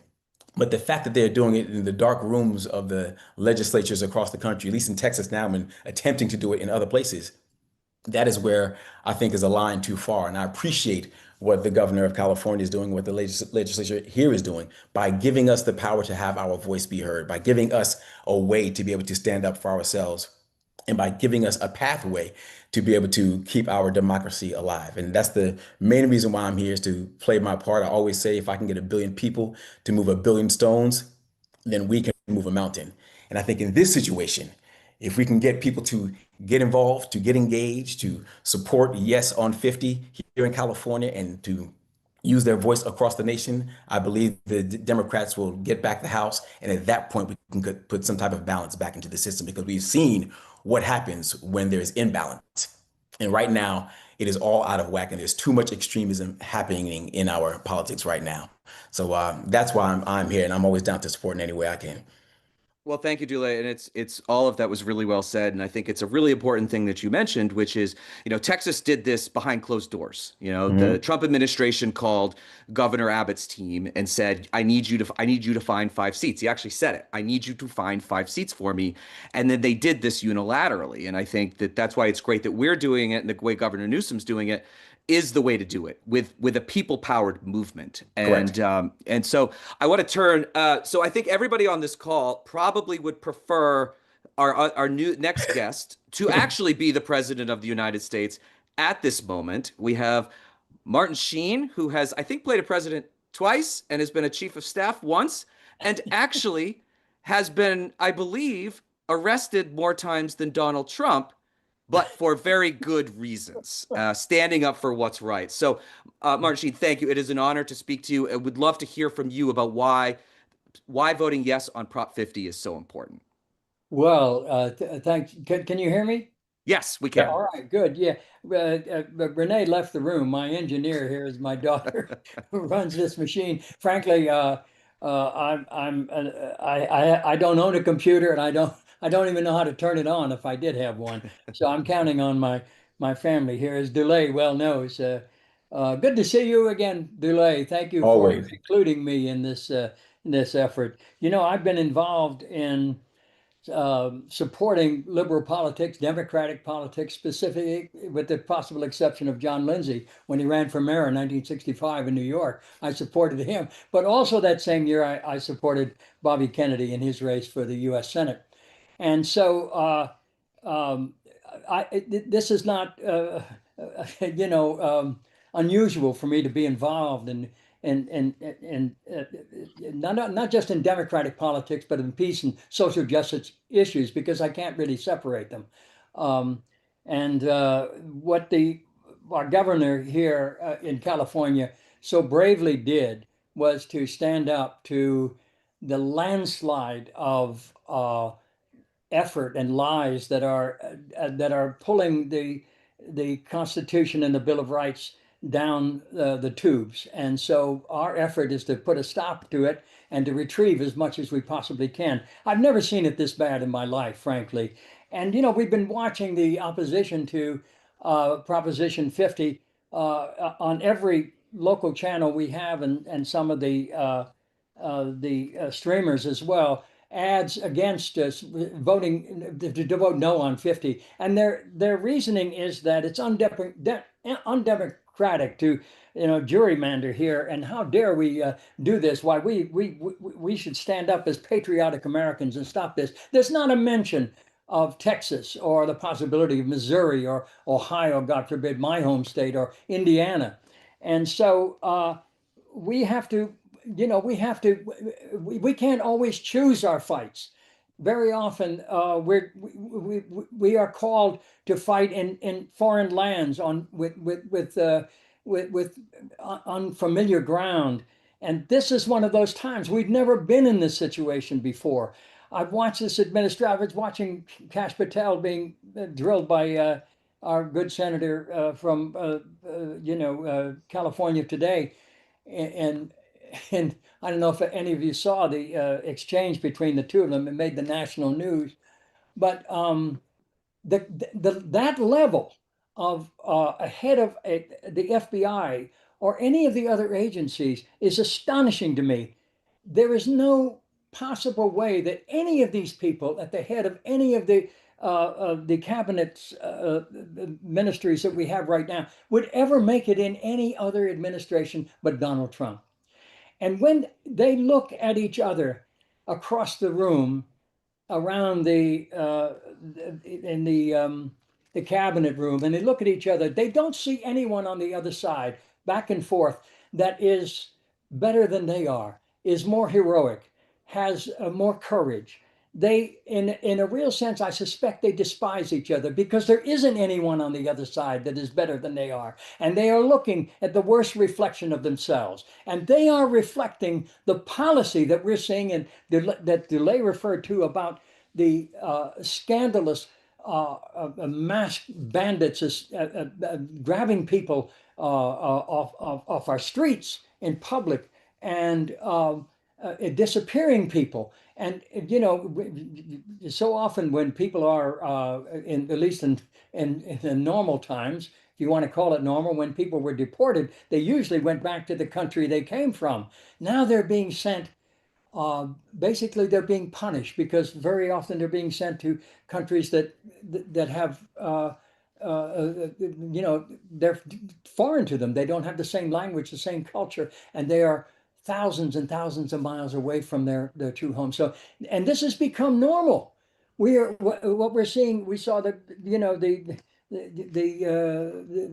when the Marines marched through our downtown park, it was literally a walk in the park. There was no reason for them to be there. It is all that we're seeing is a reflection of a strong man trying to get a grip, and it's slipping out of his hands. Chicago stood up and said, no, please don't come here. And we're going to give you every reason why. We don't need you. We've got good law enforcement. We've got good sanitation care here. We've got good health care. You're not needed here. Please stay home. Look after your families and your states. And so we don't have any choice but to go in the direction that we're being called by Governor Newsom. And I dare say, and maybe I shouldn't say this offhand, but I think this move was his declaration for the White House. I think he's going to run, and more power to him, and he will have this to his credit. So I'm urging people that to deal with what we have, not with what we wish we had or what we had in the past, but what we have now, which is this opportunity to stop this basic thievery. You know, Thomas Paine said the rights of man are not given by the gracious hand of any state, but must be protected therein.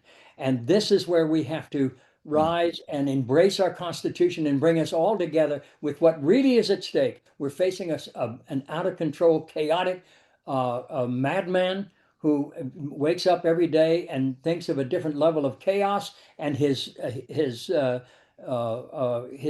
cabinet members, all the people in his administration pick up the lot and they carry it out, and they are all a reflection of him. But I think we're better than that. And I think we can build a better future, and we can end the chaos and end the despair and the feelings of that we don't have any power left. Look at Chicago. Just this week, the madman turned around and said, well, I guess I'm not welcome there. Let's find, so, oh, Memphis. Oh, yes, of course, Memphis. I can do well there. Well, let's see what happens. But what Governor Newsom has done here in California has struck a chord. It has lit a candle in this darkness. And I pray and hope that people see what's possible and that we can turn this thing around. And this is one very important issue for the whole country to look at and to follow. Yes, on 50. Please, God, yes. Well said. And for those of you who haven't donated yet, which I don't know how you could not donate after listening to that, please go to yeson50live.com. Push us over the 300,000 mark. All of this money is coming from individuals giving $5, $10, $15, $20. And we are fighting against people who are writing $250,000 checks, $1 million checks. We are going to win this. And I think before we go, I just want to ask one more question for both of you is, you gave us a little bit of hope there. And, I think the West Wing show was something that I watched in high school and then ended up going into politics and worked in the Obama administration and things like that. Leave us with something, Martin, you left us with something really hopeful and powerful. Dulé, I want to give it to you the last bit because I know we got to bounce because we've got Congressman Raskin and Congresswoman Crockett on, who, by the way, if we win this ballot initiative, they're going to be the ones subpoenaing, and they're the ones that are going to be asking questions of the Trump administration. So, Dulé, I'm going to give you the last word. Well, I'll say this, the power is in our hands. There's nothing that, if a bunch of people get together, there's nothing that we cannot overcome. I said before, 1 billion people to move 1 billion stones, then we can move a mountain. And even in these dark times, when the cloud is hovering above, the clouds of extremism, the clouds of hate, the clouds of division, just beyond those storm clouds, the sun is always shining. So if we could just keep preaching, keep putting one foot in front of the other, keep our eyes on the prize, I know that we will be victorious. America always has, America will now today, and America always will in our tomorrow, as long as we stay engaged. So let's vote. I would only add just very simply that fear is useless, faith is necessary. Yes, on 50. Awesome. We'll leave it there. I was The trying a president bit. has spoken. I was going to say, I was trying a bit where I was standing. You can't really see it in the Zoom, but I was about to say, in this building, when the president stands, nobody sits. Okay. What's next? That was also my nod to you. Thank you all for the time tonight. We appreciate it. And Tim, thank you so much. Appreciate it too. You're very welcome. Thank you so much. All the best to everybody. Best. Very excited to have our next guests. We have Adam Mockler, who I could not be more grateful for Adam Mockler's voice in the independent media space. He's one of the biggest voices of Gen Z. He specializes in the rapid fire deconstruction of Republican arguments. If you've been on TikTok, Instagram Reels, on YouTube, you have seen Adam. And thank you so much for the hard work and being such a relentless voice for the left in this independent media space. I'm also very glad to introduce Congressman Ted Lieu and Congressman Jamie Raskin. Ted Lieu represents California's 36th congressional district. He was my congressman for a hot minute out here in California. He has been an outspoken opponent of the overreach of this administration, and also, I should note, someone who is arguably the first Democrat to embrace independent media. I'm sure if you were on Twitter in the OG days before it devolved into what it is now, you know who Ted Lieu is. So thank you for being an early supporter of this space. And of course, Congressman Jamie Raskin is from Maryland's 8th congressional district. There is no one more clear-eyed about the threats to democracy than Jamie Raskin. You have been an absolute hero for democracy for years and years and years. I know that if for so many of us watching, if we genuflect at the altar of anyone, it's you, Congressman. So looking forward to your conversation, and Adam, take it away.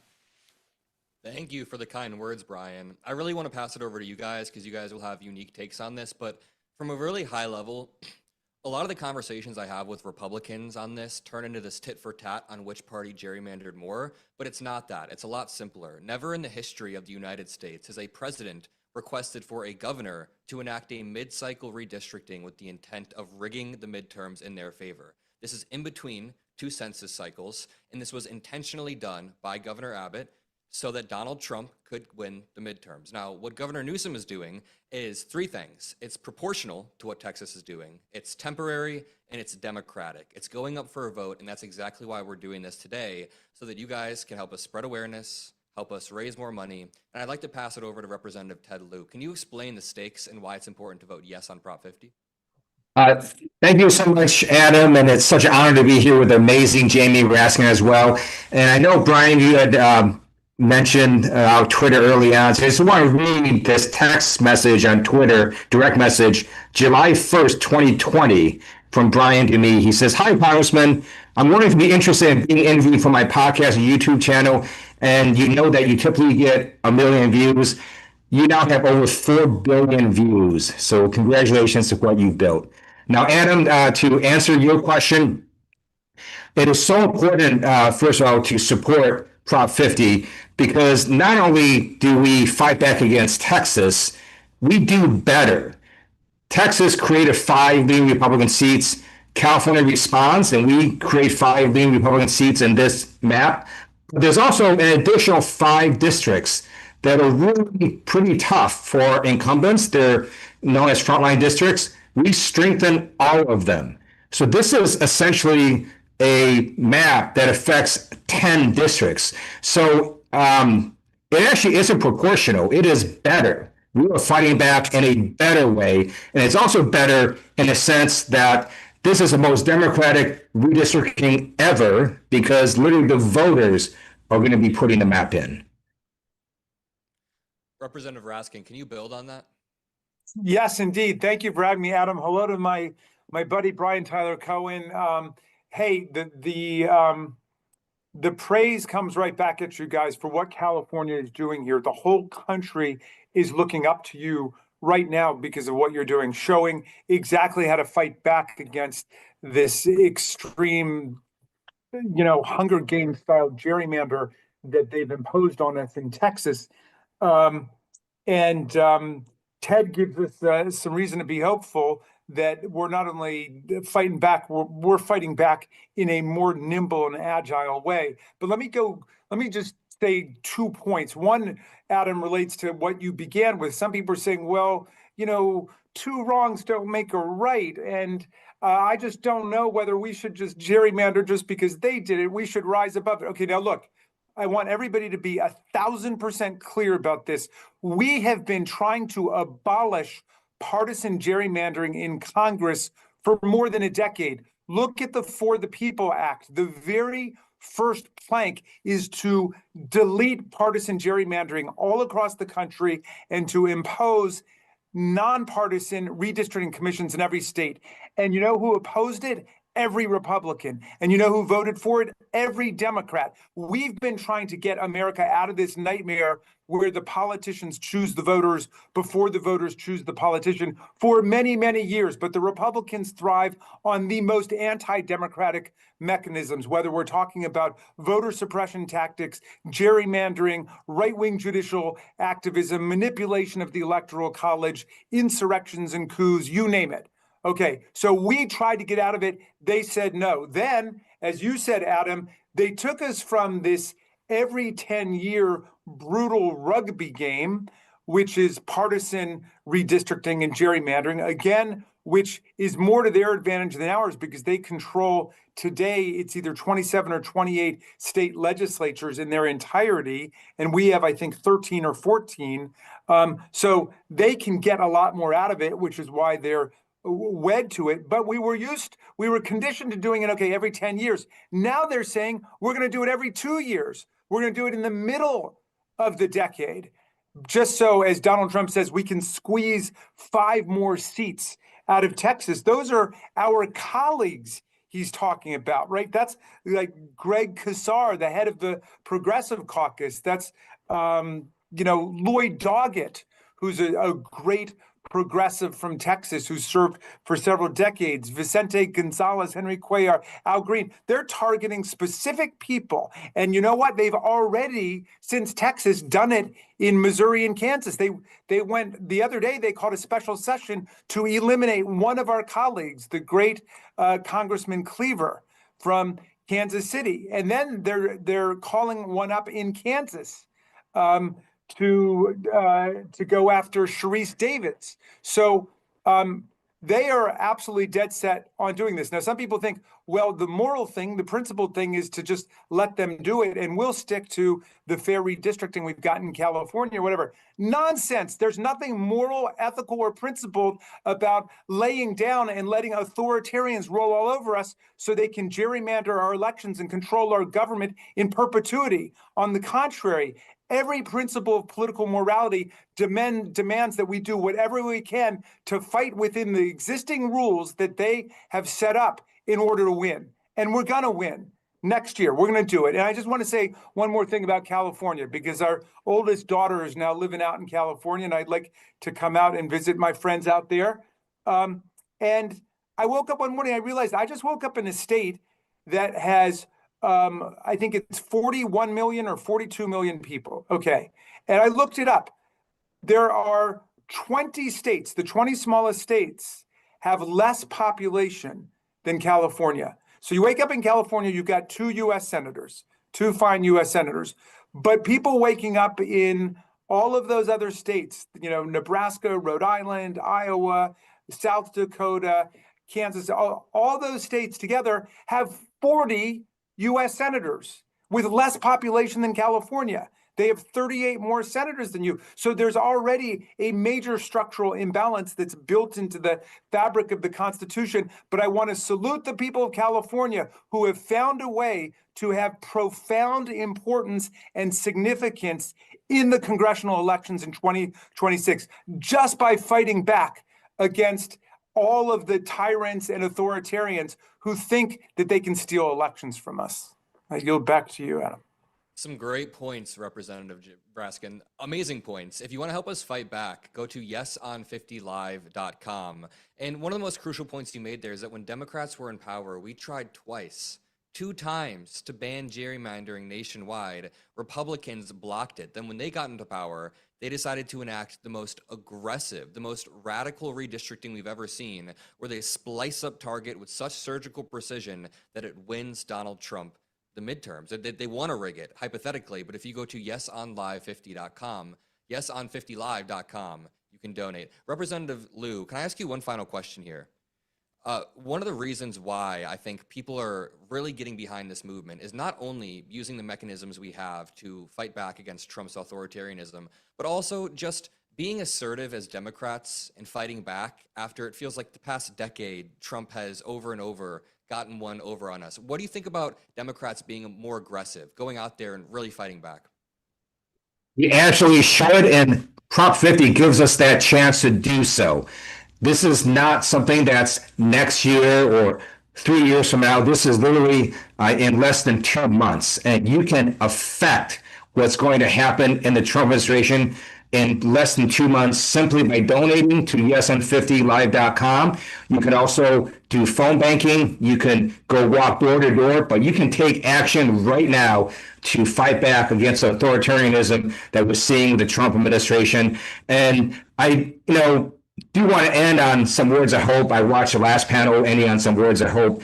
So when I served active duty in the U.S. Air Force, I was at Maxwell Air Force Base in Montgomery, Alabama. There's a beautiful Rosa Parks museum there. And I encourage all of you to visit if you ever go to Montgomery.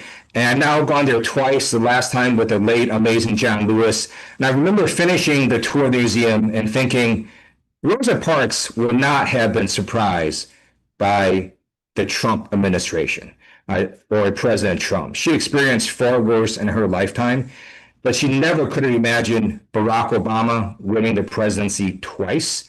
She never could have imagined Vice President Kamala Harris, and she never could have imagined where we're going to go next year, which is Speaker Hakeem Jeffries. And that happens if you support yesnprop50live.com. Thank you very much, representatives. Awesome. Thank you all so much. Appreciate everybody being here. And I should note we are just minutes away from passing $300,000 in this Yes on 50 campaign. A quick note for those who are just tuning in right now. The reason that we're focused so much on trying to raise money here is because big moneyed interests across the country who are aligned with this Republican Party are going to pour money into the state because they know that if they can neutralize what's happening in California with this map redraw, then that clears the runway for them to be able to really have a huge advantage in all of the other states. And we're seeing that they're well on their way. They've gerrymandered these maps in Texas, got 5 seats there. They've done so in Missouri. They got a seat there. They're on their way to doing it in Ohio and Indiana and Florida, and that's just the beginning. There is nothing stopping them from taking an especially aggressive and forward-leaning posture with trying to add as many seats as they possibly can, all in an effort to answer the clarion call set forth by Trump. So this is the whole ballgame right here, what's happening in California.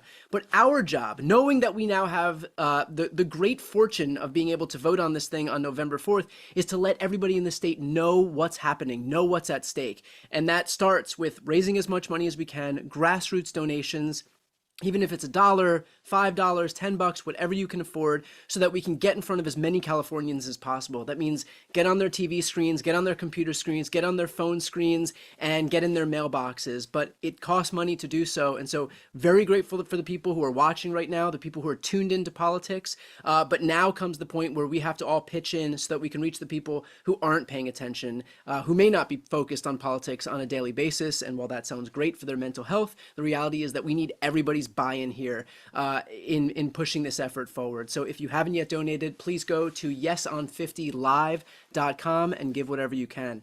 Okay, very excited to introduce our next two. We have Olivia Juliana.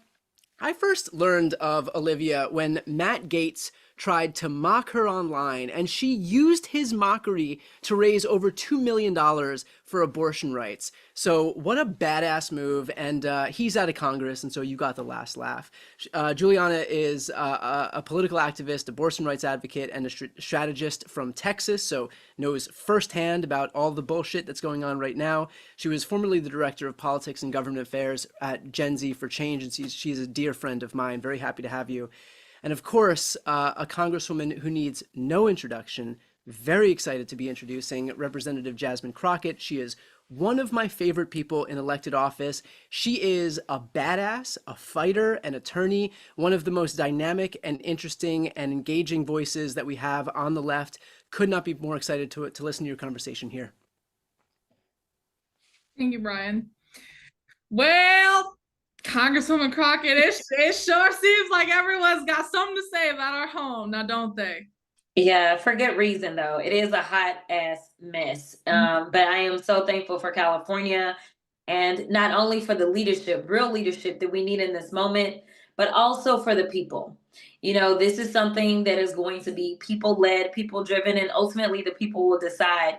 And with everything that I've seen about the pushback that we are delivering to this regime that is currently in power, I am believing that the people of California are woke enough to know that it is time to fight fire with fire. And what that means for those in the back that don't understand my language, what that means is that if Texas is going to redistrict and gerrymander and also silence the voices of Black and brown communities, that California will also make sure that they give more voice to their constituents in the form of Prop 50.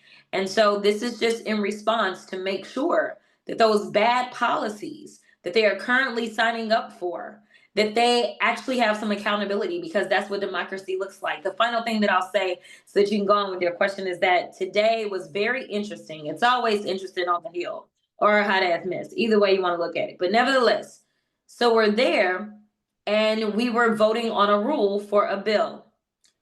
And I was like, what's taking so long? Because I was ready to go debate the next thing. I just knew it was going to pass. They were going to vote it. But it wasn't. It wasn't passing. And in fact, this rule was going down and there were like 6 Republicans that voted with the Democrats. So I was like, well, who are the 6 Republicans? Well, of the 6, I think 3 or 4 were out of California. So we can see that even the threat of actually holding them accountable has made them start to shift how they're voting. In fact, they were able to get enough to switch over so that they could go ahead and pass the rule. But one of the loudest kind of upset people, Kevin Kiley, he did not change his vote because he plans to run. He knows it's going to be an uphill battle. And now he believes that he should be held accountable for how he votes. But my question is, bro, where have you been? You should have been voting in the interest of your constituents anyway. So I'll just leave it there. Right now, even without this thing going to the ballot, they are having an impact. Well, I'll say this, you know, behind me, I have portraits of Ann Richards and Barbara Jordan. And if you're watching and you don't know who they are, look them up.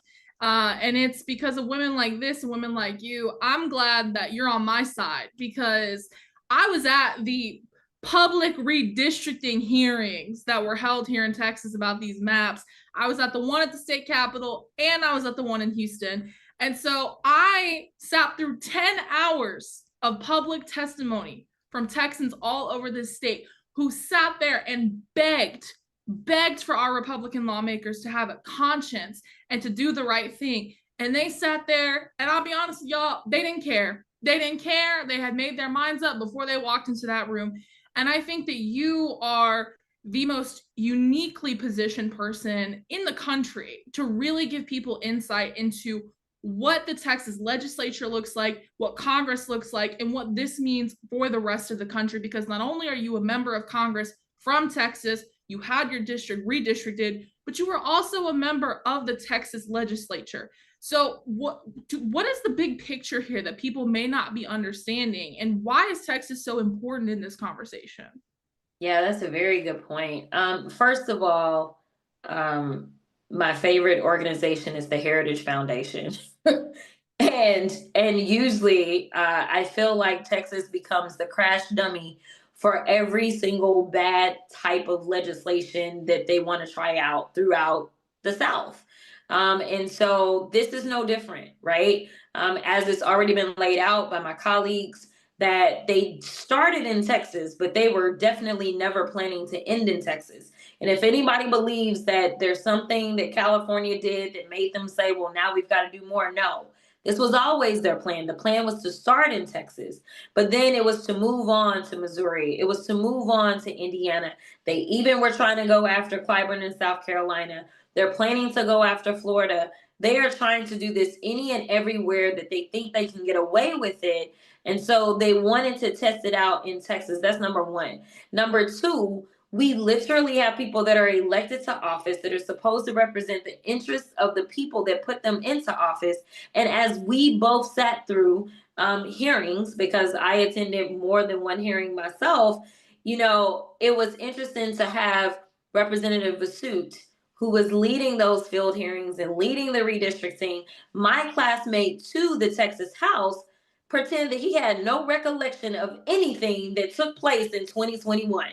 Now, listen, I've never professed to have the best memory, but I can remember like yesterday being on the floor, arguing with the Republicans, telling them that we had grown the state by 95% people of color. So the idea that we got 2 new seats because of the growth that Texas experienced, where we added over 4 million people over the last decade once we completed our census, and ultimately we got 2 new Anglo seats.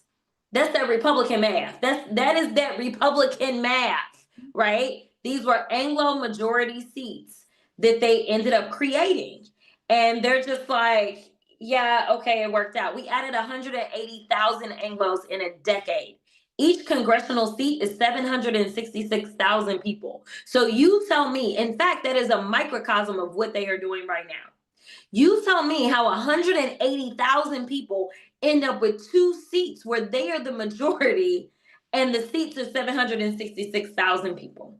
That is what they are doing. They are not only doing Donald Trump's bidding, but it's at the expense of so many communities that have already been disenfranchised. Texas has over 4 million African Americans, more African Americans than any other state. We had 5 African Americans that had been elected to Congress. When Colin Allred ended up running for the Senate, he was replaced by a non-African American, which is perfectly fine. We then ended up down to 4 African Americans, okay? Now what they're saying is we're gonna cut that into 2. You'll only have an opportunity to elect Al Green or whoever wins the 18th. And really what they're trying to do is set it up to where it's most likely me or Mark Vesey in the Dallas area. So you explain to me how on God's green earth, in a state in which Anglos were not growing at all, and we know that if we look at which group has the vast majority, not the vast majority, but has the plurality of representation, it's actually Latinos in the state of Texas. Latinos have the largest demographic in the entire state. Do they have the largest demographic of opportunities to elect people to Congress? Absolutely not. In fact, we are a majority minority state. We are 60-40. Yet somehow, after these maps were done, we're looking at having less minorities being able to choose their representation. So I want to say that this is bigger than my state, your state. This is about us as the United States and what it is that we are fighting for. There is only one side that is willing to stand up to this regime. There is only one side that is willing to conduct investigations. There is only one side that is willing to hold their incompetency and their feet to the fire. There's only one side. And so while people haven't started to feel the effects of being kicked off their health care, they're about to. While people may not have fully felt the effects of the increases in their utility bills, they're about to. While people already know that these tariffs are already hitting and hitting pretty hard, to the extent that they are shutting down our small businesses, and our farm bankruptcies are up 55 or 58%. Don't remember which one. Already, our farmers are filing for bankruptcy. Yo, like, we are in a crisis, and it is because the Republicans don't have a backbone. So it's time to make sure that we show them that the Democrats are ready to fight. So that means that California, we need you in this moment. We need your dollars. We need your time. And we absolutely need your vote. Yeah, and I'll close this out with this. In a perfect world, we don't have to do mid-decade redistricting. In a perfect world, partisan gerrymandering is banned. But also in a perfect world, women aren't losing their ability to have children because they're going into sepsis. And children in Texas are having books banned in their schools. These are the things that would happen in a perfect world, but we don't live in a perfect world. We live in reality. And so if you're not sure if you're voting on this for you in California and how this benefits you, well, it benefits a lot of people, and it benefits people like me, young people who live in Texas, where this is our reality every single day. And so you have a chance and an opportunity to not just set yourself up and your future for success, but for young people like me in this state of over 30 million people who just want the chance to build our own American dream. Perfectly I love put. that. Thank you both. I appreciate you being on. Olivia, Representative Crockett, thank you both for being here. And just one more reminder, this is something that I've done over the last few years, is kind of beg and plead for Democrats to be able to fight. And we have an opportunity here where we actually do have Democrats who are fighting back in California. And other governors and other states are watching what happens right now. And if we want other states, other governors to be able to step up in this existential fight, not just for the Democratic Party, but for democracy, then the reality is that we need to make sure that this works. We need to make sure that there is an incentive structure for other people to say, hey, if we put our necks on the line too, we know that our base is going to show up. We know that donors are going to show up. We know that the grassroots are going to show up. And so this is our opportunity right here to literally put our money where our mouth is, show some support for the spine that we're seeing from these California Democrats. So if you haven't yet donated to this effort, please go to yeson50live.com. Give a few bucks. Every little bit helps. We are fast on our way to $400,000 in just a couple of hours here. This is, we're definitely hoping to get as close as we can to $1 million tonight. So every bit helps. Thank you so much. Okay, very excited to introduce our next two guests. We have a dear friend of mine, Jack Cocciarella, who is a progressive political commentator, and I know he's laughing because I'm having a lot of trouble saying his last name. It's the first time I actually ever said his last name out loud. But in my Nailed defense, it, Brian. In my defense, you guys look at Cocchiarella and try to do that. You without nailed any it. help. It just means you love me. That's it. I do. He is everywhere online. I am so grateful for his voice in this independent media space. He is one of the people who gets it beyond everybody else. So Jack, thank you so much for the work that you're doing on a daily basis, helping make our independent media ecosystem stronger and stronger every single day. And now we have our first Gen Z member of Congress, Congressman Maxwell Frost. Congressman, my only hope is that the next generation of Democrats, which I hope we see start to happen in a big way in 2026, that they look a lot like you. So thank you for being fearless. Thank you for being outspoken. Thank you for being a leader, not just among folks in your generation, but in the party more broadly. So go ahead. I'll let you guys take it away from here. Absolutely. Thank you, Brian. You're an inspiration to us all. And maybe we're breaking a little bit of news here. I think I said this in our last interview, but I am with my member of Congress. So that makes me very excited. We know the facts of this case. We know the facts of what's happening right now with this administration. We are seeing a rise in a crisis of affordability. That's a fact. There's more law breaking under this administration than ever before. We know it's a fact that Donald Trump, Greg Abbott, they want to disenfranchise Black and brown voters around the country. But I want to talk about feelings real quick. Congressman, how would you feel to make this guy right here very, very, very sad? How would that make you feel? Because I think that's important. Yeah, I think it is really important. People know it make me feel amazing. And this is actually part of the reason we need to win the majority, because I promise you that one of the first people to receive a subpoena will be Stephen Miller. Hell yeah. This guy is one of the most evil people, not just in government, but in this country. And we need to hold him accountable as well.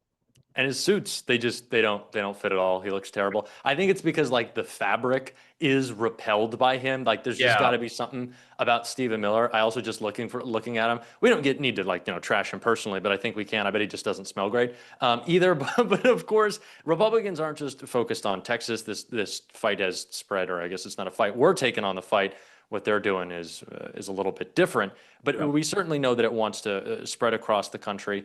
Ron DeSantis, certainly someone not new to falling in line with Donald Trump and getting embarrassed because of it. How are we going to make sure that this is a tone-setting moment in California, telling the rest of Republicans across the country, hey, if you, I don't want to say it, you fuck around, you find out? Well, yeah, and for people who don't know, of course, they're moving forward with Texas. They're trying to figure out other places they can do this as well. They're moving forward with this in Florida as well.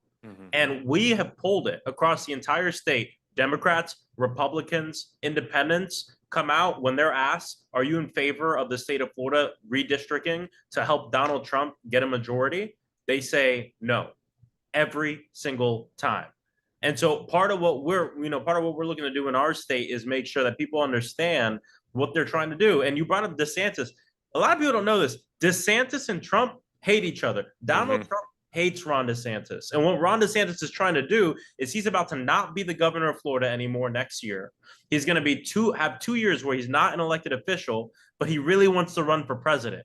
And he knows he can't win that Republican primary without Donald Trump's help. So he has turned into Donald Trump's lapdog that Donald Trump actually hates. And he wants to do everything he can to be in the news, to get a news cycle, to lick the boot of Donald Trump, to try to earn some of that support so he's not completely irrelevant. And that's why we've seen all these things from redistricting, even the Everglades detention facility, the internment camp, Alligator Alcatraz, all this stuff he's doing because the dude wants to run for president. He has no juice. Nobody likes him, even in his own party. He does not have the sauce. Have you heard his voice? Have you seen his boots? And so this is what's going on in the state of Florida. I want to make sure people know. Jasmine brought it up.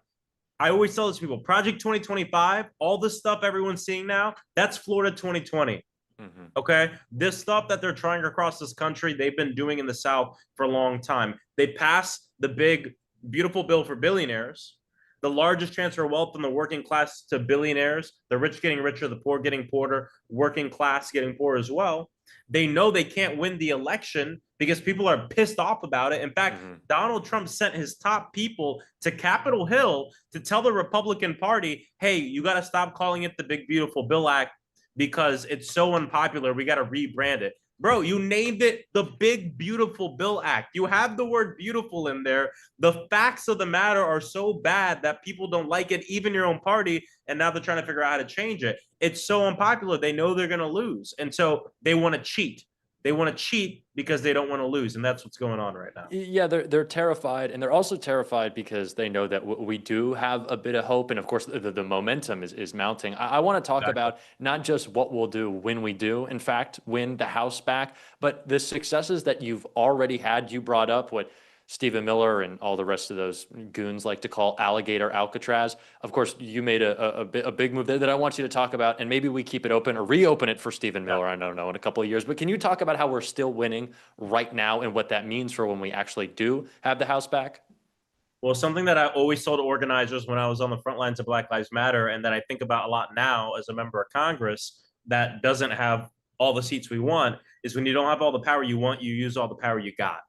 And one of the most important things we can do right now as elected officials is use our powers of oversight, especially as it relates to this, what I would say is a campaign of terrorism on our communities, of going in and kidnapping people and human trafficking them to other countries and other states.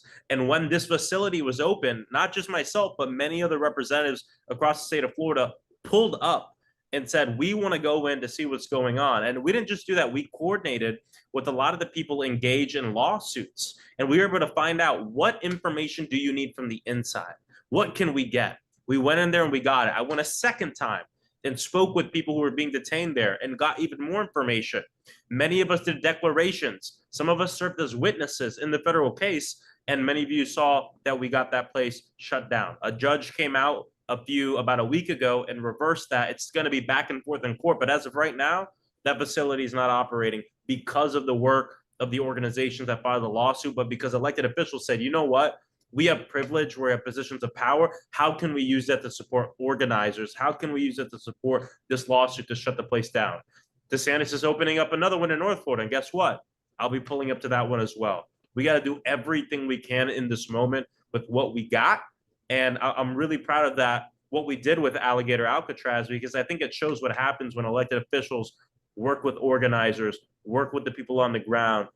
We're not going to win 100% of the time, but sometimes we will win, and it feels good to win. And like it's going to feel good on election day at the end of this year when California passes this. Absolutely it is. And if you want to make sure that that happens, go to yeson50, the number 50live.com, yeson50live. And I want this segment, Maxwell, you and I, to have raised the most. I don't know if that's Brian's going to tell me those numbers later, but I'm going to make the point of saying this is the person that you can really upset. That is our vice president. If you go and donate, I'm going to show it to you again. Jump scare right here. Show it again. But this Everyone is the take guy. a look at that. Take a look at that face. Yeah. Do The you want higher that number face you to donate, the more you don't like him. Exactly. I need y'all, and we'll do it one more time. This guy right here. Are you serious? There. Oh my God. Please. Yeah. Yeson50live.com. Turn out and fight, people. Awesome. Thank you both. I should note that worked because we just passed $400,000. So thank you for Only showing... good thing Stephen Miller ever did is help us raise money. Thank you for showing his ugly ass face. We appreciate it. And thank you to everybody who's donated. For those who haven't yet donated, this is the whole ballgame here. We've been begging for Democrats to fight. This is what it looks like for Democrats to fight. They've done their part. We've got this thing on the ballot on November 4th. Now it's just a matter of making sure that we can raise enough money, grassroots, so that people all across this state know what's on the ballot, know what the stakes are in this upcoming election. So if you haven't yet donated and you have a few bucks, donate here instead of going and getting a coffee somewhere. 5, 10, 15 bucks. It makes a huge difference. And you can add your own name to the throngs of people who've already donated. We are fast approaching $500,000 in just a couple of hours tonight. And if you really hate that guy, if you really hate Stephen Miller and JD Vance, then your way to show that right now is to go to yeson50live.com. All right, Jack and Congressman Frost, thank you so much for being here tonight. We appreciate it. Okay, very excited to bring up our next two guests. We have a dear friend of mine, Elizabeth Booker Houston. She is a lawyer, a public health official, stand-up comedian, political commentator. She gained national attention for legal analysis, blending legal analysis with satire, and her viral rebuke of conservative pundit Ann Coulter at the Democratic National Convention. Anybody who can do that is A-okay in my book. EBH is a badass, and we are so lucky to have her voice as part of this movement on the left. And she's joined by the leader of the Democrats in the House, Hakeem Jeffries. Thank you for first and foremost embracing the independent media space. I know that it's been especially important. I know the Democratic Party is oftentimes like a cruise ship, not exactly the easiest boat to turn, but your embrace of this space has made all the difference. So very much appreciate that, and looking forward to your conversation here. Thank you, Brian. Thank you so much, Brian. Well, hello, House Democratic Leader Hakeem Jeffries. How are you doing this evening? Good, Elizabeth. Great to be with you. It's nice to talk with you too. And this is not the first time we've interacted. As a lot of folks know, I also wear a hat as one of the Congressional Black Caucus creators. So I'm always excited to talk to our amazing CBC members, and especially when it comes to an issue like this. And so folks, I'm just going to go ahead and put it at the top before we start into the interview. Yes, on 50live.com to donate. So if you are liking this conversation, I want you to go over there and donate. Remember that the Republican Party is strange, so drop us some change. If you want to make Trump holla, go give us $1. That's what you need to do. Okay, so let's get into this conversation. I want to talk about what's going on with gerrymandering in all of the states and why it's extremely important to tackle this issue and why California is so important. So I know that Missouri State Representative Ray Reid was on earlier tonight on the live, and I covered a lot of what was going on in the Missouri House, where they were trying to do a sit-in to stop the gerrymandering there. And so it's not just Texas, it's not just Missouri. We see that this is an issue that Republicans are spreading everywhere to steal seats. Leader Jeffries, tell me, what are your thoughts about this?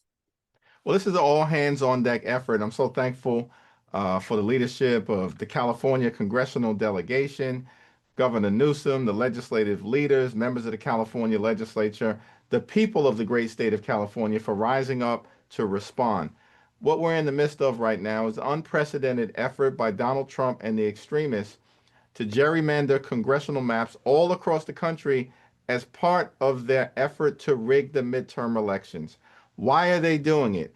Because they know that if the votes go to the people in a free and fair election, they're done. They're finished. They're cooked. The majority is gone.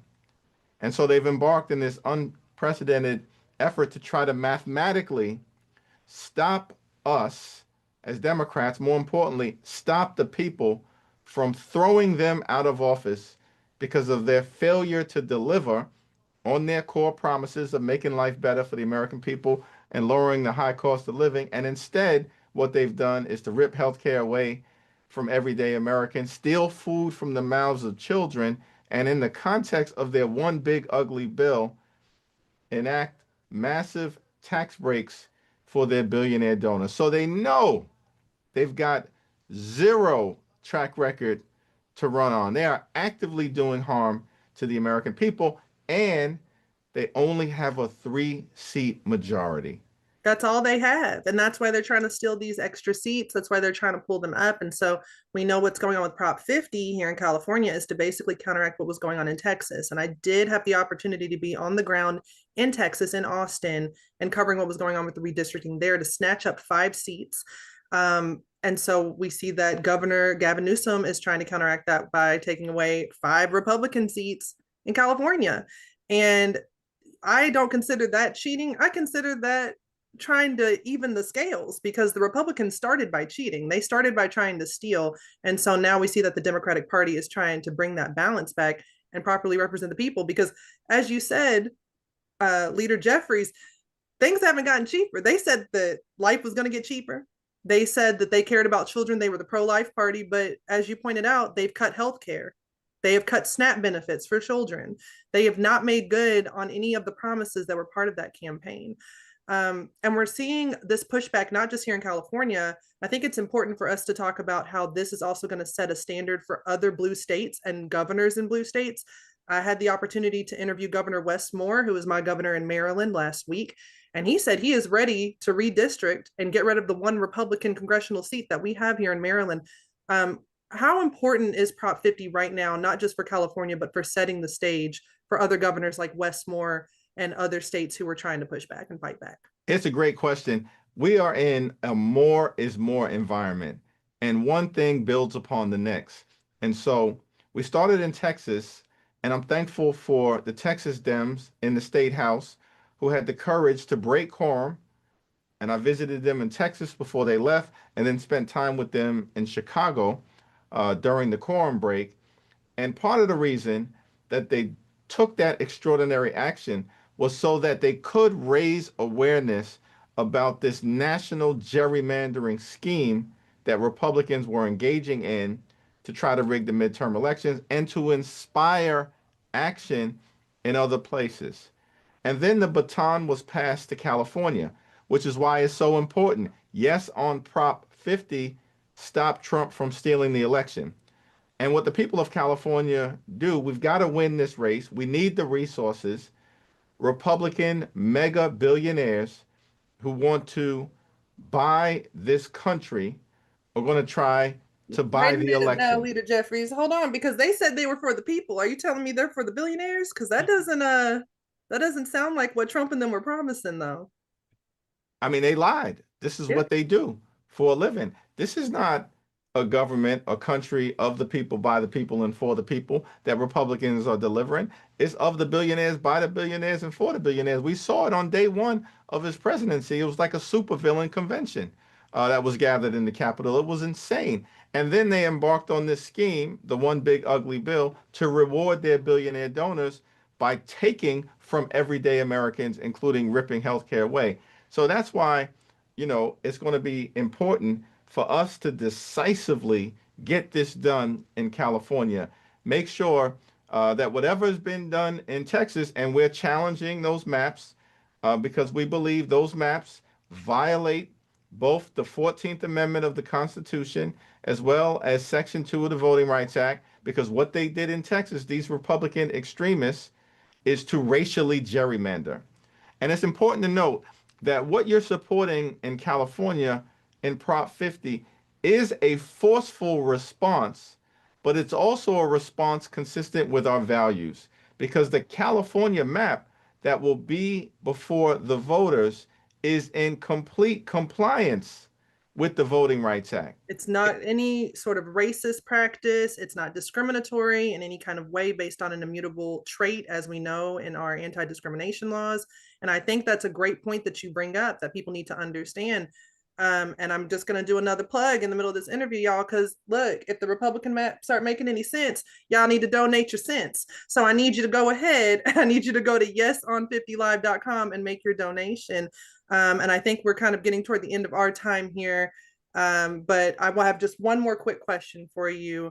I want to know, what do you think, if we can actually go ahead and turn things around for the midterms in 2026?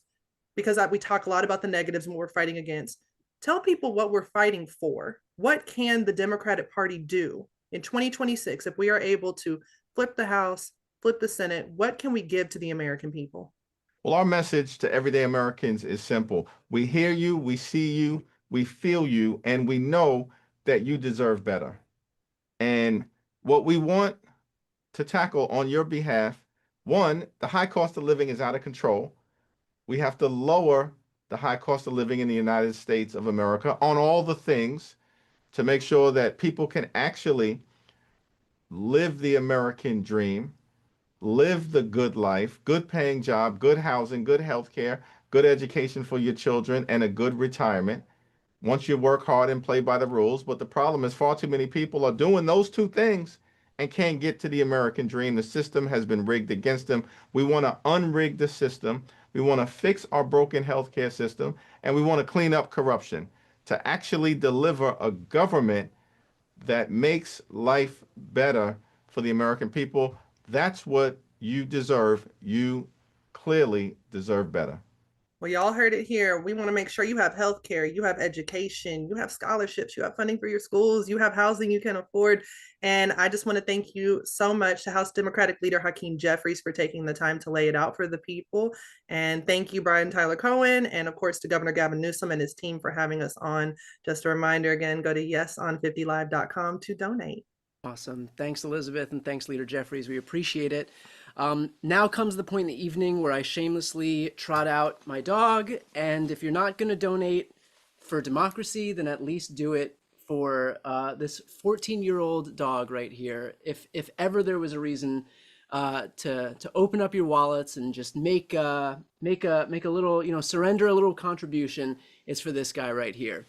I should also note that we are well past $450,000. We're making our way up to 500 grand right now. So if you have not yet donated, please help us reach this milestone of $500,000 in just a couple of hours here, as my dog very quickly sprints out of the room. Okay, very, very excited for our next couple of guests here. We have Lysandra Vasquez, who is a Puerto Rican-born, Atlanta-based stand-up comedian, actor, activist, and creator. I recently started following her. She is legit my favorite new follow on all of social media. I love following you. Congratulations on your explosive growth online. It could not be more deserved. So thanks for what you're doing. Thanks for giving everybody a little bit of comic relief as we descend deeper into the hellscape that is our politics today. She will be joined by Congresswoman Latifah Simon, representing California's 12th Congressional District. Congressman is a 30-year veteran organizer and nationally recognized advocate for civil rights and social justice. And of course, you know, we ask you to yet again take up the mantle of fighting as we find ourselves in the position that we find ourselves in right now. So I'll leave it to both of you. Take it away. I'm here for it. Lysandra, how you doing? Hi, thank you so much for being here with me. Rep. Simon, I wanted to ask you about the gerrymandering stuff first, but you know what? Everybody's pretty much covered that. I want to talk to you about your district. Your district is in Northern California, and it is extremely special because it is Oakland. I lived in California for 13 years. So I know Oakland, I know Berkeley, I know that area, and I know it's extremely diverse. Yeah.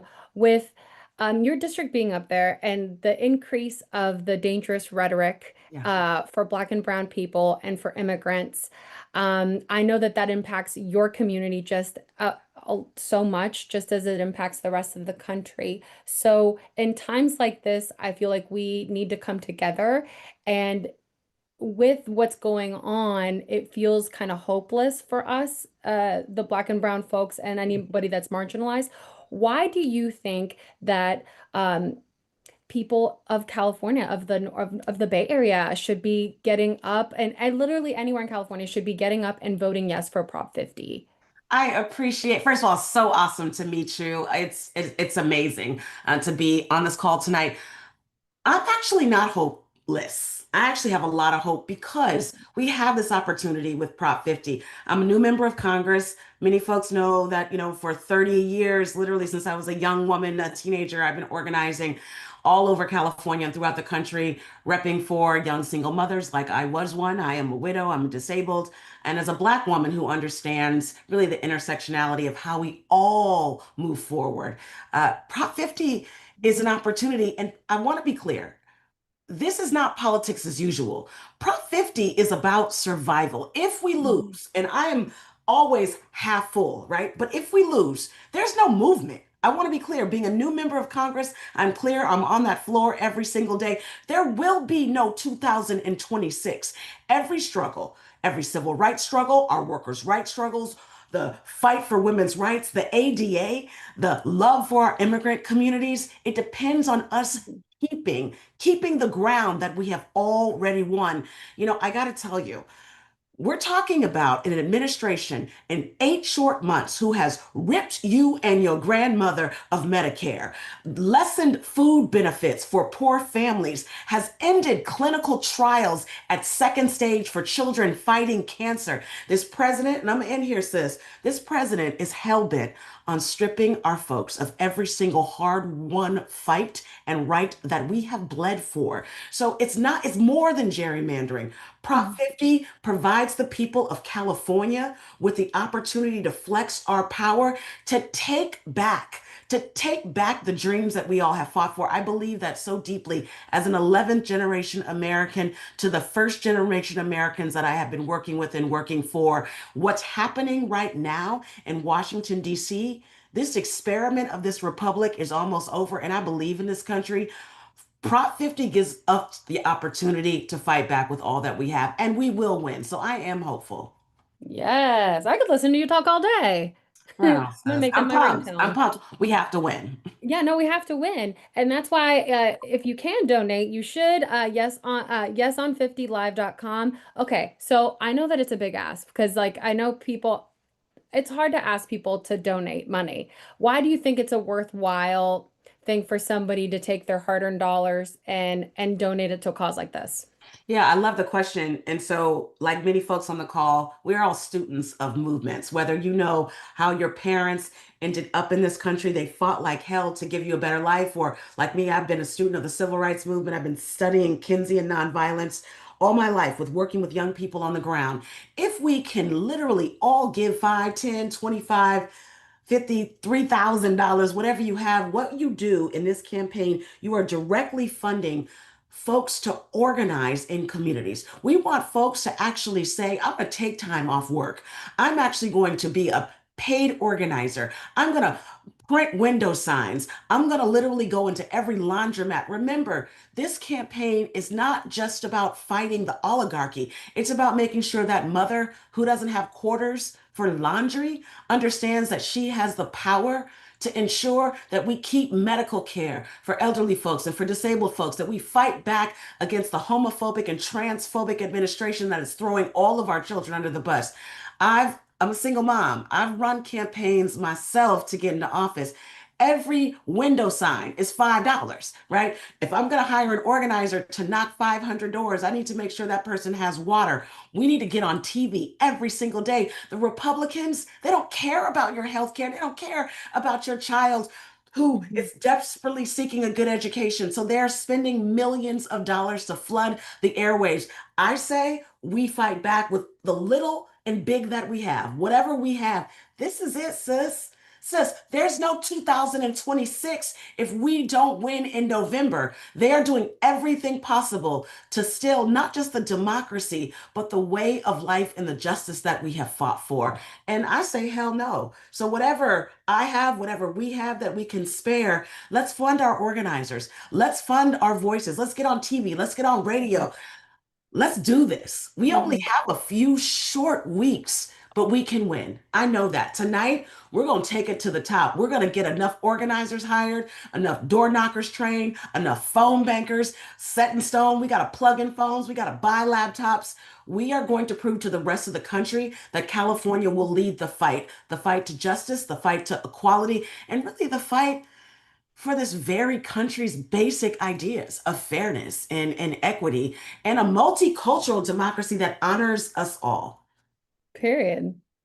Right? Yes. I think Amazing. so. Well, okay. So I'm amazing to all of that. I am a comedian, and so I like to focus on putting a little bit of joy in our daily lives. And I feel like Let's what makes go. us special is that we are able to laugh in the face of darkness, and we do see light even though things might look so dark. Yes. So Yes. what do you have any final words as we're going to be wrapping up here soon, like on what because I feel like this is going to help the black and brown people specifically, if we can come together and we can like focus on the fact that there is hope and that we can that we are more alike than we are different. So what is something that you would say to those people specifically to get them out and get them to come together?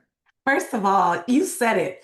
Organizing is joy. When our folks come together and we bring music and we bring literally the stories of our people and we're marching and we're knocking on doors and we're asking folks to literally lend their power, it's the most critical resistance that we can do in this moment. We feel really hopeless, many of us, because we see ICE on our streets. We see folks being, taken and kidnapped, and due process is thrown out the window. One of the things that is very real right now is the joy is our power. We have it. If you have the right to vote in California, we can flip this whole script. Even if you're not in California, if you have $5 or $10 or $15 to spare in this moment, you will fuel a movement that will be undeniable. I would not tell you that if it was not true. So many times in politics, folks are given false promises. But one of the things that I know, again, being from California, my parents are from the South, I have an Afro-Latina daughter,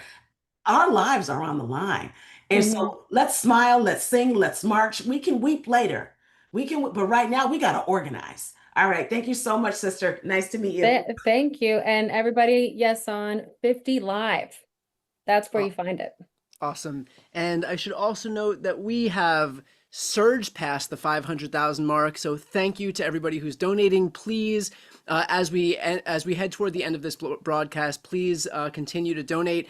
I should also note that one of the comments that I came across, David Daniels, I'm reading the comments. I know what people are saying, and I was told, and I quote, that there would be a $50 donation if I showed the dog again, and I am not above shamelessly whoring out this sweet, sweet child who wants nothing more than for us to surge past $600,000 in donations tonight for yeson50live.com. So you got to bring him out on the campaign trail. That's right. What's the name? That's right. Don't do it for me.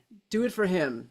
Do it for it's his future. Amazing. He's one of the young people in this country that we need to to protect here. at just 14 years old. So, okay, thank you both so much Thank for your you for time tonight. Palestine. Appreciate it. Very excited to ask our next guest to come in. We've got A.B. Burns Tucker, who is a graduate of Southwestern Law School, works as a social media influencer under the name I Am Legally Hype. If you are not yet following her, you want to follow her. Trust me, she's gained over 500,000 followers across every platform by breaking down complicated political and legal issues. She's also a political correspondent with The Shade Room. So again, if you're not yet following, do yourself a favor and follow. And thank you for the work you're doing breaking this stuff down. I know it is a Herculean feat task that you've taken on. And she's joined by two amazing fighters for democracy. We have Representative Kamlager Dove and also Representative Aguilar. Very excited to introduce you both from California's 37th and 33rd. Thank you so much for being here, for supporting independent media. Looking forward to the conversation. Yay, I'm so excited. I'm excited to be joined by you both. Okay, Representative Kamlager Dove and Representative Aguilar. We got California in the house. Okay, baby, because y'all already know when Republicans go low, baby, in California, we get ready to squabble up. Okay, and we got two representatives here that are ready to fight for you. And fight we gonna do, because I mean, I know y'all seen my homegirl Liz earlier. I don't know if y'all seen her, but it's upsetting me and my homegirl, okay? Because if you can't go to California to fight gerrymandering, where can you go? Where can you go? So let's get into it. I'm excited. So my first question is this. Kamlager Dove, I'll let you go first. Republicans are out here and they just trying to take power. Okay, they redrawing congressional maps mid-decade so they can stay in control. So first tell us, why the hell are they doing this? Then talk about what exactly is Prop 50. And then we're gonna go into why Prop 50 is the perfect clapback for all this that's going on. Back in the House. So, why are they doing this? They're doing this because they know they're going to lose in November, right? First, they did this $4.5 trillion tax cut for billionaires. They thought, oh, okay, people were going to be asleep at the wheel and be okay with that. Then we saw eggs started costing $15 a dozen and they were hard to find in the grocery stores, and gas was going up too. And then they said, well, we're going to have to pay for all these tax cuts by cutting your health care. So we had $770 billion cut to Medicare. We've seen cut to Medicaid in the state of California, shutting down and firing federal departments, firing federal workers, shutting down USAID, which is as much about foreign aid as it is about making sure that our farmers, California is a farming state, are being able to get these contracts. So all of it's going to hell in a handbasket. And the American people started waking up and they were like, oh, homie is not playing any of this, because this man ran for office to make the cost of living go down, not to have it skyrocket and then have all the money go into his pockets, because he's so, confused that all he wants to do is put more golden candelabras in the White House and then lend these arbitrary tariffs around the world so that we as consumers have to pay more. So he said, hey, 26 is coming up. Folks are waking up to the game. They might vote some of these Republicans out of office because these Republicans are not listening to the people. So let me call my governors in these red states and see which one will do what I ask. And what I'm asking for is more seats. I need more red seats. I want you to gerrymander. They still in. They're rigging it. And so who answered the call? Gregory Abbott. And he went into a back room, wheeled on in there, and without even consulting other Republican legislators, okay? That's how nasty they are. He redrew some maps. And in doing that, what he did was he's silencing voters in Texas. And he's erasing the possibility for people of color, Black folks, brown folks to be able to run for those seats. He is cutting off the pipeline at the local level because he's getting rid of seats at the federal level where folks would run. So, the bear was hibernating. We're trying to handle our own business, get these ICE agents all up out of Los Angeles, right? Make sure that folks can go to their jobs, go to their churches, go to their hearings without being snatched and kidnapped and detained and deported. But the bear woke up and said, I don't think so. And we came up with Prop 50. And, our Democratic caucus chair will, I think, share about, what Prop 50 is. But what we know, it's transparent. We know it's temporary. We know it's fair. And we know that it obeys the law. Did I set you up, Pete Aguilar? You did, SKD. Thank you so much. Good to be with you, AB. And just like Sydney said, look, this is California punching back, doing everything we can. And we know we have the winning recipe because this is transparent, as Sydney said. Texas and Greg Abbott just changed the system and try to steal 5 seats. We go to the voters and we created a map collaboratively working together to punch back, but we made it temporary. The independent commission that we like comes back in 2031. We respect the Voting Rights Act. We respect Black and brown districts. And we make sure that we are meeting this moment and punching back appropriately. And so that's why we're transparent, we're fair. Because of that, we're going to have success with Proposition 50. Yes on 50live.com is where people can go to help out. 50 yeson50live.com. Thank you guys so much for elevating this platform and for giving us this space to talk about this, because this is so incredibly important. We cannot let Republicans steal an election. I absolutely believe, and Sydney and I both subscribe to what Latifah said. This is about free and fair elections in 2026 and in 2028. And we won't have those if Republicans can consolidate power around these terrible policies and rig the system as they go each and every month. It's also about jobs. It's about healthcare. It's about having a future for your family. It's about being able to go to school and get an education. It's about not being afraid that all of the colleges and universities in your town are going to dry up. It's about knowing that you can walk outside your home and not be detained and deported, not be lynched because of the color of your skin. These are folks that want a national abortion ban. They are doing every single thing that they can to take us back to pre-Jim Crow. And I am not being hyperbolic. So it is about democracy, but it is also about the money in your pocket and your ability to earn and learn and have a family. And if folks don't want you engaged, if they don't want you to be able to vote, if they don't want you to have love for your country, then they have won. And we cannot let that happen. No way, not now, not ever. Okay, period. And with that being said, right, not only do we need y'all money, but we need y'all to pull up and actually vote, right? So turnout in special elections are usually pretty low, right? Especially in Black and minority communities. Rep. Aguilar, I think your district is something like 60% Hispanic and maybe about 10% Black. Rep. Kamlager Dove, I think yours is something about 54% Black or Hispanic, about 20% Black, something right there. Why do you think? Right. Why do you think it's so hard for us to get these people out, or get these people out to vote? Are we not communicating properly? Is it a failure on political leadership? Are we not meeting voters where they are? What do we need to do to make sure not only we get the money to make sure we're getting the message out, but we get these people registered to vote? Today is National Registration Day. Register to vote and outvoted so that we can redistrict. And yes, on Prop 50, Rep. Aguilar, I'll start with you. Yeah, National Voting Registration Day. This is so incredibly important. I think the answer to your question is we have to inspire people. And just like Sydney said, we have to make this about the American public and what they benefit when we are able to govern. And when Leader Jeffries becomes Speaker Jeffries, we're going to be able to lower the costs of healthcare for people. We're going to be able to put more money in people's pockets. We're going to be able to clean up the culture of corruption that allows the president to trade in meme coins and the Supreme Court to run around and without a code of ethics or any principles at all. I mean, those are the things that we're going to be able to do when we have the ability to push back legislatively. But to Sydney's point, we have to make this and center this around the American public. And they are getting crushed by costs. They're getting crushed in this Trump economy.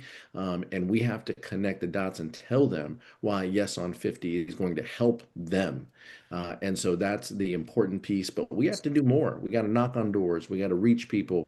We got to tell them this is just going to be a small ballot. We just need them to put in yes and send it back in. And because in California, We have an ability for mail-in voting that doesn't exist around the country. And we have a strong ability to allow people to exercise their right to vote. We need to make sure that they use it, that they use their voice, and that they do it. Around the country, people are waiting in lines for hours. We're making this easy for people. If you're working 2 jobs, if you're picking up your kids from school late, you don't have to make that choice whether I'm going to pick up my kids late or go to vote. You can do it in the comfort of your own home, and you're going to have a ballot at your home in just a couple of weeks. All right, so y'all going to the projects with me, right, to get them folks registered to vote? Yes, queen. Okay, that's what I'm talking about. Now, here's the other thing. So the message is going out from the other side, right? I didn't see the commercials. I was at my granny house this past weekend. Actually, my granny in your district, Aguilar, my granny out there in your district. I was at her house. I'm watching because I don't got cable at home. Okay. Yeah. My granny and them got cable, so they seeing the messages, right? And some Republicans are out here claiming that Prop 50 actually hurts democracy and strips the power from voters. Tell us why they lying, Kamala Doe. Well, I hate to say it, but right now they're lying just because they're Republicans and they're scared to tell the truth under Donald Trump. It just is what it is. And so we have to bring courage back up in here into this fight, and Democrats have the courage because like I said, we weren't trying to do this, but we have to do this. We have to do it for Texas, we have to do it for Missouri, we have to do it for Indiana, we have to do it for Florida, we have to do it for Ohio, we have to do it for California. You know, they have more money. We're doing this telethon like World Aid. This is World Aid for Democracy. Okay. Because we need to raise this money to get the information out. A single issue ballot in November when you're already tired from 2024, that is a heavy lift, okay? We still got the 92% out there. Folks are like, all these maniacs up in Congress, it's a circus. I'm a check out. But we have to check back in. Like we said, this is temporary. We're trying to go back to having an independent commission. Hell, we want one for the entire country because ain't nobody got time for none of this. But we have to step up and show up come this November to let folks know that we are not going to stand by and let folks that we don't know, to let folks who we know don't even love this country, walk all over our rights, the Constitution, and our ability to make and earn a living for ourselves and for our family members. So we have to tell them this is temporary. We have to tell them that this abides by the Voting Rights Act. We have to tell them that representation is still important. We have to tell them that this is fair. We have to remind them that these maps are going to be on the ballot, yo. So if you want receipts, the receipts are going to be on the ballot. We are not trying to hide. We are trying to save. And we need everyone to check in. It is like when you watch a game and your folks are playing and they're on the field. And, you know, it gets kind of quiet because your folks are way, way behind and you want to check out. But your team cannot have you check out. You got to still be rah-rahing. You got to buy those concessions. You got to be rooting for your team because they are still on the field. And Democrats are still on the field. And we all have a role to play in this fight. And right now, the role that we have to play is to stay engaged and to talk to our friends and our family members and let them know what's at stake and then make sure that everybody's asses show up either to vote at the polls or get that ballot, fill it out, and send it in. We need everyone to participate because everyone's rights are at risk. Everyone's coins are at risk. Everyone's future is at risk. I'm trying to be as hype as Latifah Simon, yo, because I think that SoCal can rock like the Bay. But all of these issues are at stake and will be on the ballot come November. Did I do it? Did I do it? Did I do it? I didn't put my Vaseline on my face. I'm ready to fight. We're getting in these streets, okay? We're getting in these streets. We're going to get these people registered. Okay. That's on Prop 50. Y'all better donate, y'all. I didn't put this Vaseline on my face. Look, I'm going to put my hair up, yo. I'm going to take off my earrings. Period. Now, it's like, what's happening? What's happening? I don't know what's going on here, but I love it all. Look, we from California, okay? We from the land, right? And look, and I'm from Compton originally, and now my granny live in your district on Hub City and the IE. We in here, we finna get it in. AB, tell Granny I'm gonna pick up her ballot. Let's do it. Okay, I'm gonna tell her California. she's gonna be so happy. I'm gonna call Granny right now. Door to door service. Okay, you better come pick it up, or my granny gonna come looking for you. Aguilar, and gonna hold you. That was, I have no notes. That could not have been more entertaining. Thank you all so much. AB, thank you for the most entertaining panel of the night. Appreciate you guys, Representative Kamlager Dove and Aguilar. Thank you so much for taking the time this evening. We are fast approaching $750,000. Thank you so much for donating. I'm gonna have a graphic right here on this screen. Let's see if we can get this on the screen so that we can show a little bit of what everybody's efforts have ushered in this evening. So I believe that the screen shows right now a map of the entire United States in terms of the donations that we've gotten this evening. You can see all of those spots across the country where we've gotten donations, every single state in the country. So thank you to every corner of the United States for donating tonight. We could not have done this without everybody. Yes, this is a California-based initiative, but this is based on the whole country. It is not just California.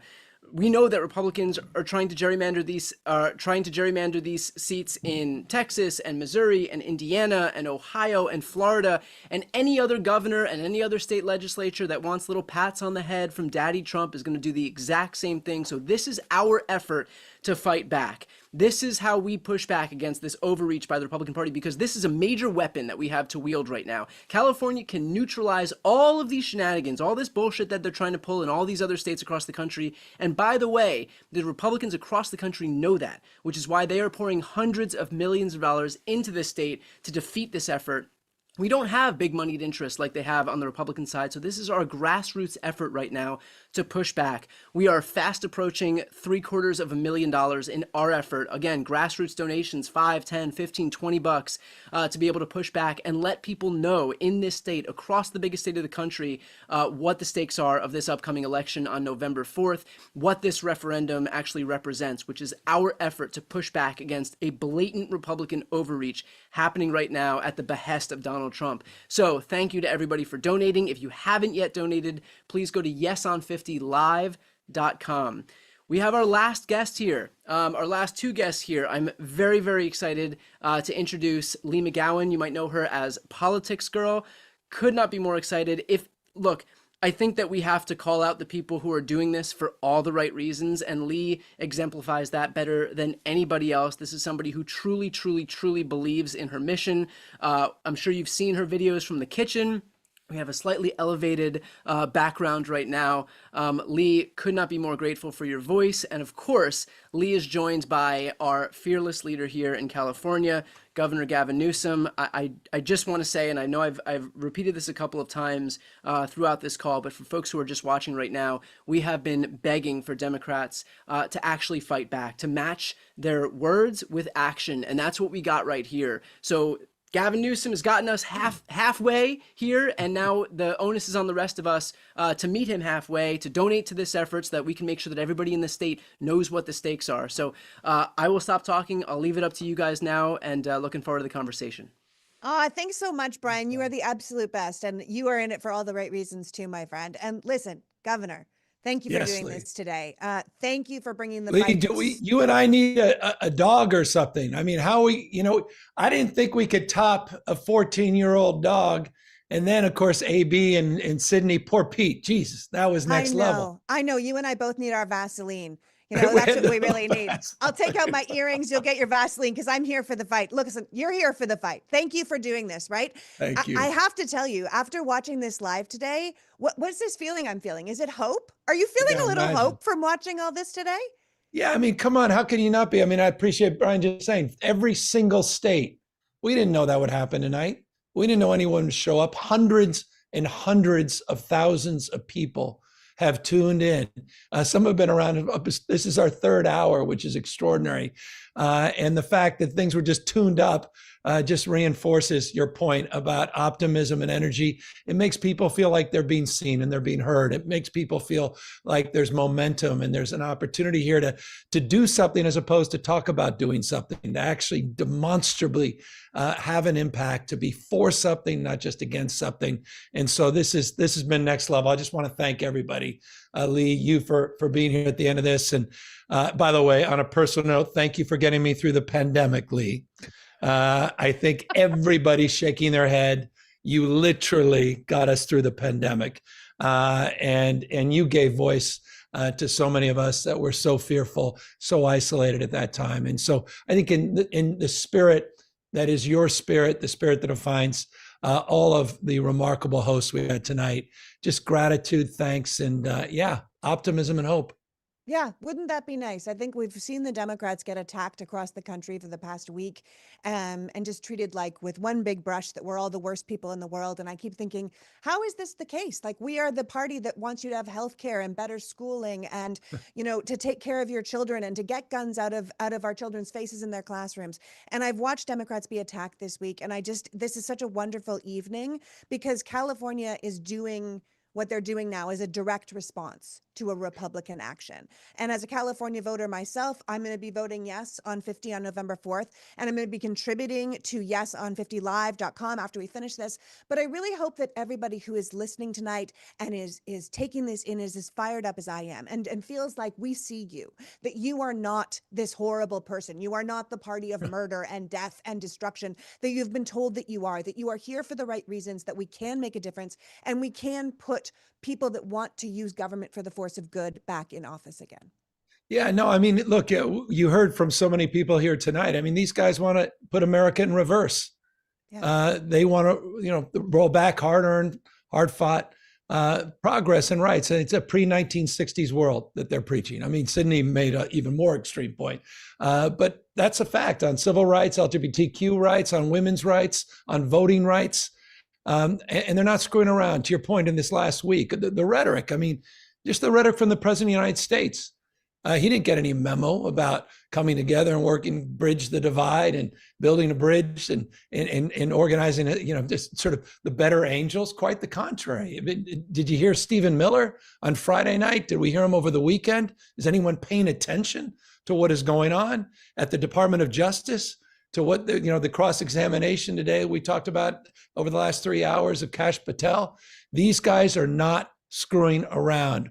And we have been, and I thought Beto said it right, we were so consumed, we have been as Democrats, being right and not focused on being in power. And at the end of the day, all the progress that we've made, all the progress of the last century on voting rights, civil rights, all those issues were because we were in power.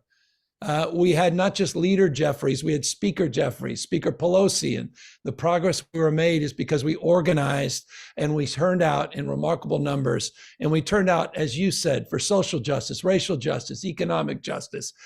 We turned out because we believe we're all better off and we're all better off. We turned out because we don't tolerate one another. We want to celebrate one another and unite around the things that bind us together in the spirit of the best of the founding fathers. So that's what Prop 50 is about. And if I may, I just think I don't want to talk around it. You heard a little bit, but just to highlight what everybody means tonight, the fact that you came together, we've raised over $750,000 from 50 states. I want folks to know every week, one person has donated $10 million to defeat us.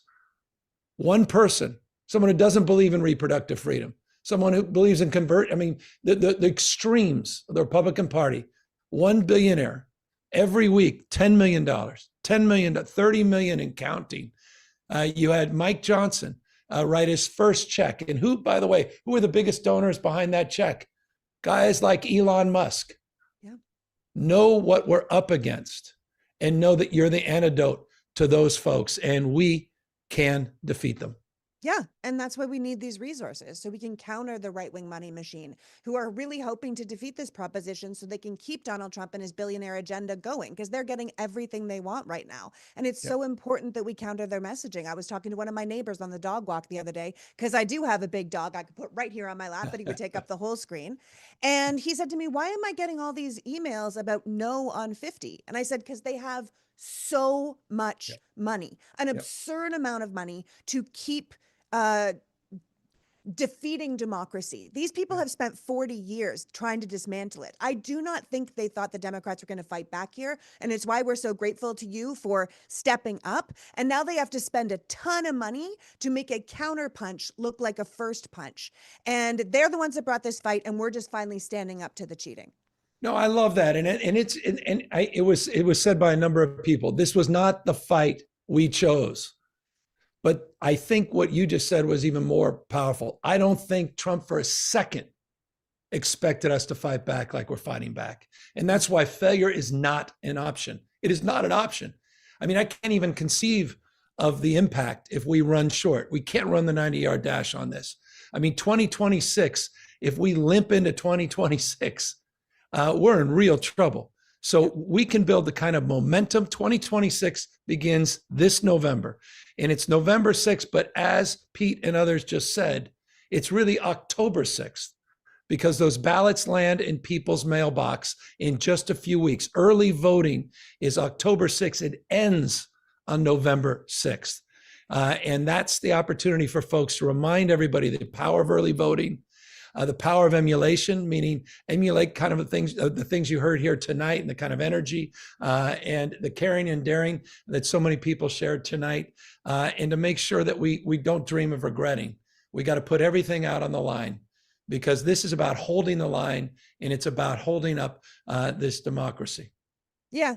I know you wish it wasn't like this. I wish it wasn't like this, but I keep saying like, there's no point in complaining like these aren't the rules when the other team keeps roundhouse kicking us to the face, right? It doesn't matter that this isn't how politics is supposed to be played. If it is being allowed, then the rules have changed and we either kick back or we keep getting beat. And I think I speak for many of us when I say we are sick and tired of losing.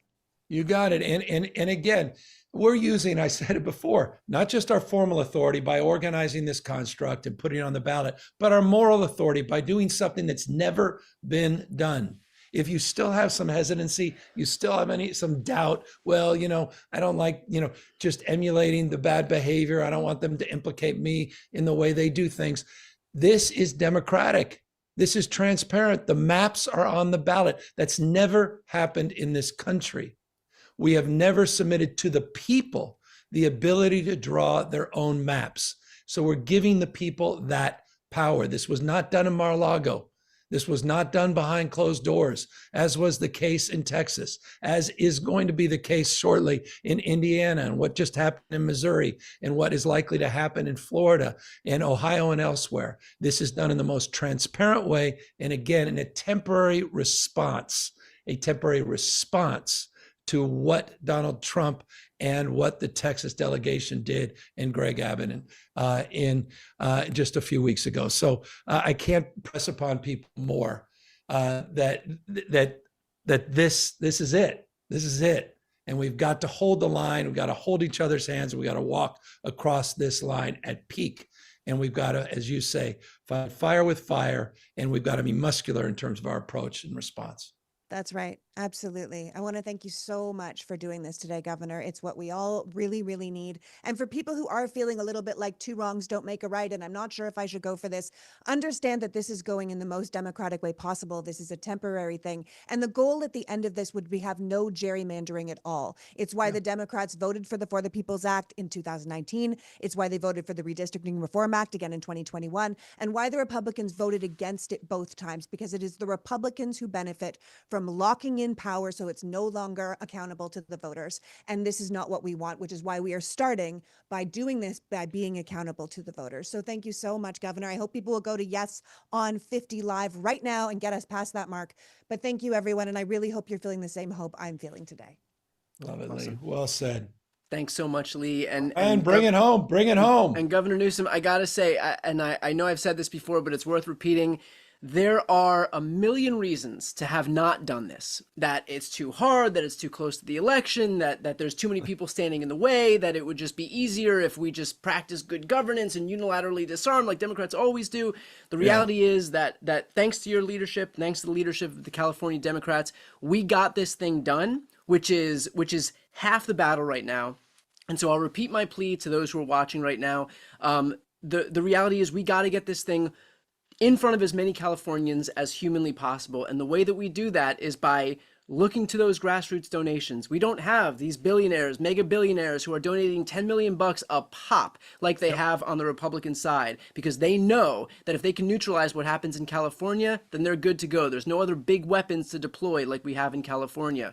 And so our antidote to that is going to be getting as many people in the grassroots donating as humanly possible. We're just a few $1,000s away from $750,000 a quarter, $750,000. And that money is going to help get this thing in front of so many Californians who don't know what the stakes are of this upcoming election on November 4th. It's going to make sure that we can get in front of people's TV screens, on their computer screens, on their phone screens, in their mailboxes, and we can't do that without this massive amount of support. So for everybody who's donated, thank you so much for being part of this effort. Thank you for being part of this movement.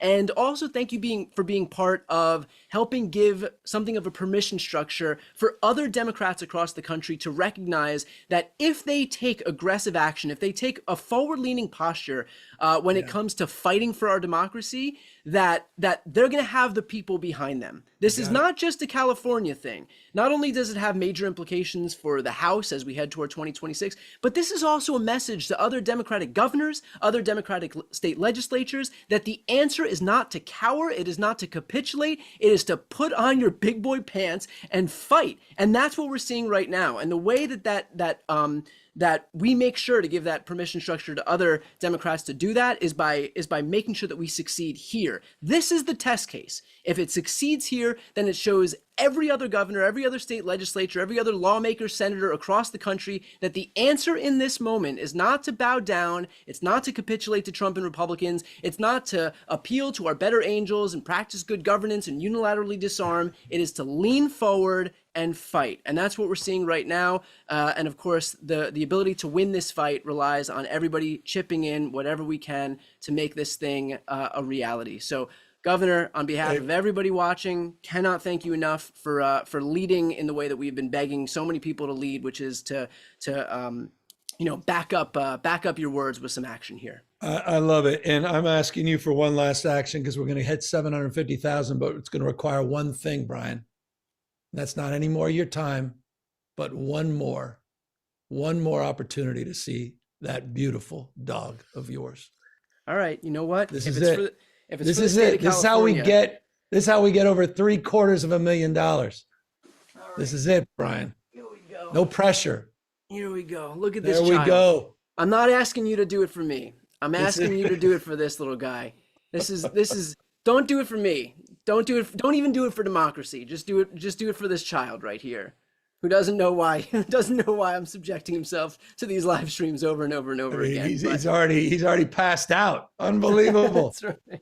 Look at That's that. right. Hey, Brian, you're a rock star. The fact you hosted this 3 hours, unbelievable. To all of our influencers, all of our creators, to all the remarkable elected officials across the country. For those of you tuned in, even for 2 minutes for the last 2 hours, thank you. Those of you who made a contribution, we're grateful beyond words.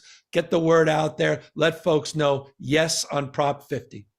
Thanks so much, Governor. And for those who are looking to donate, yeson50live.com. Thanks, everybody.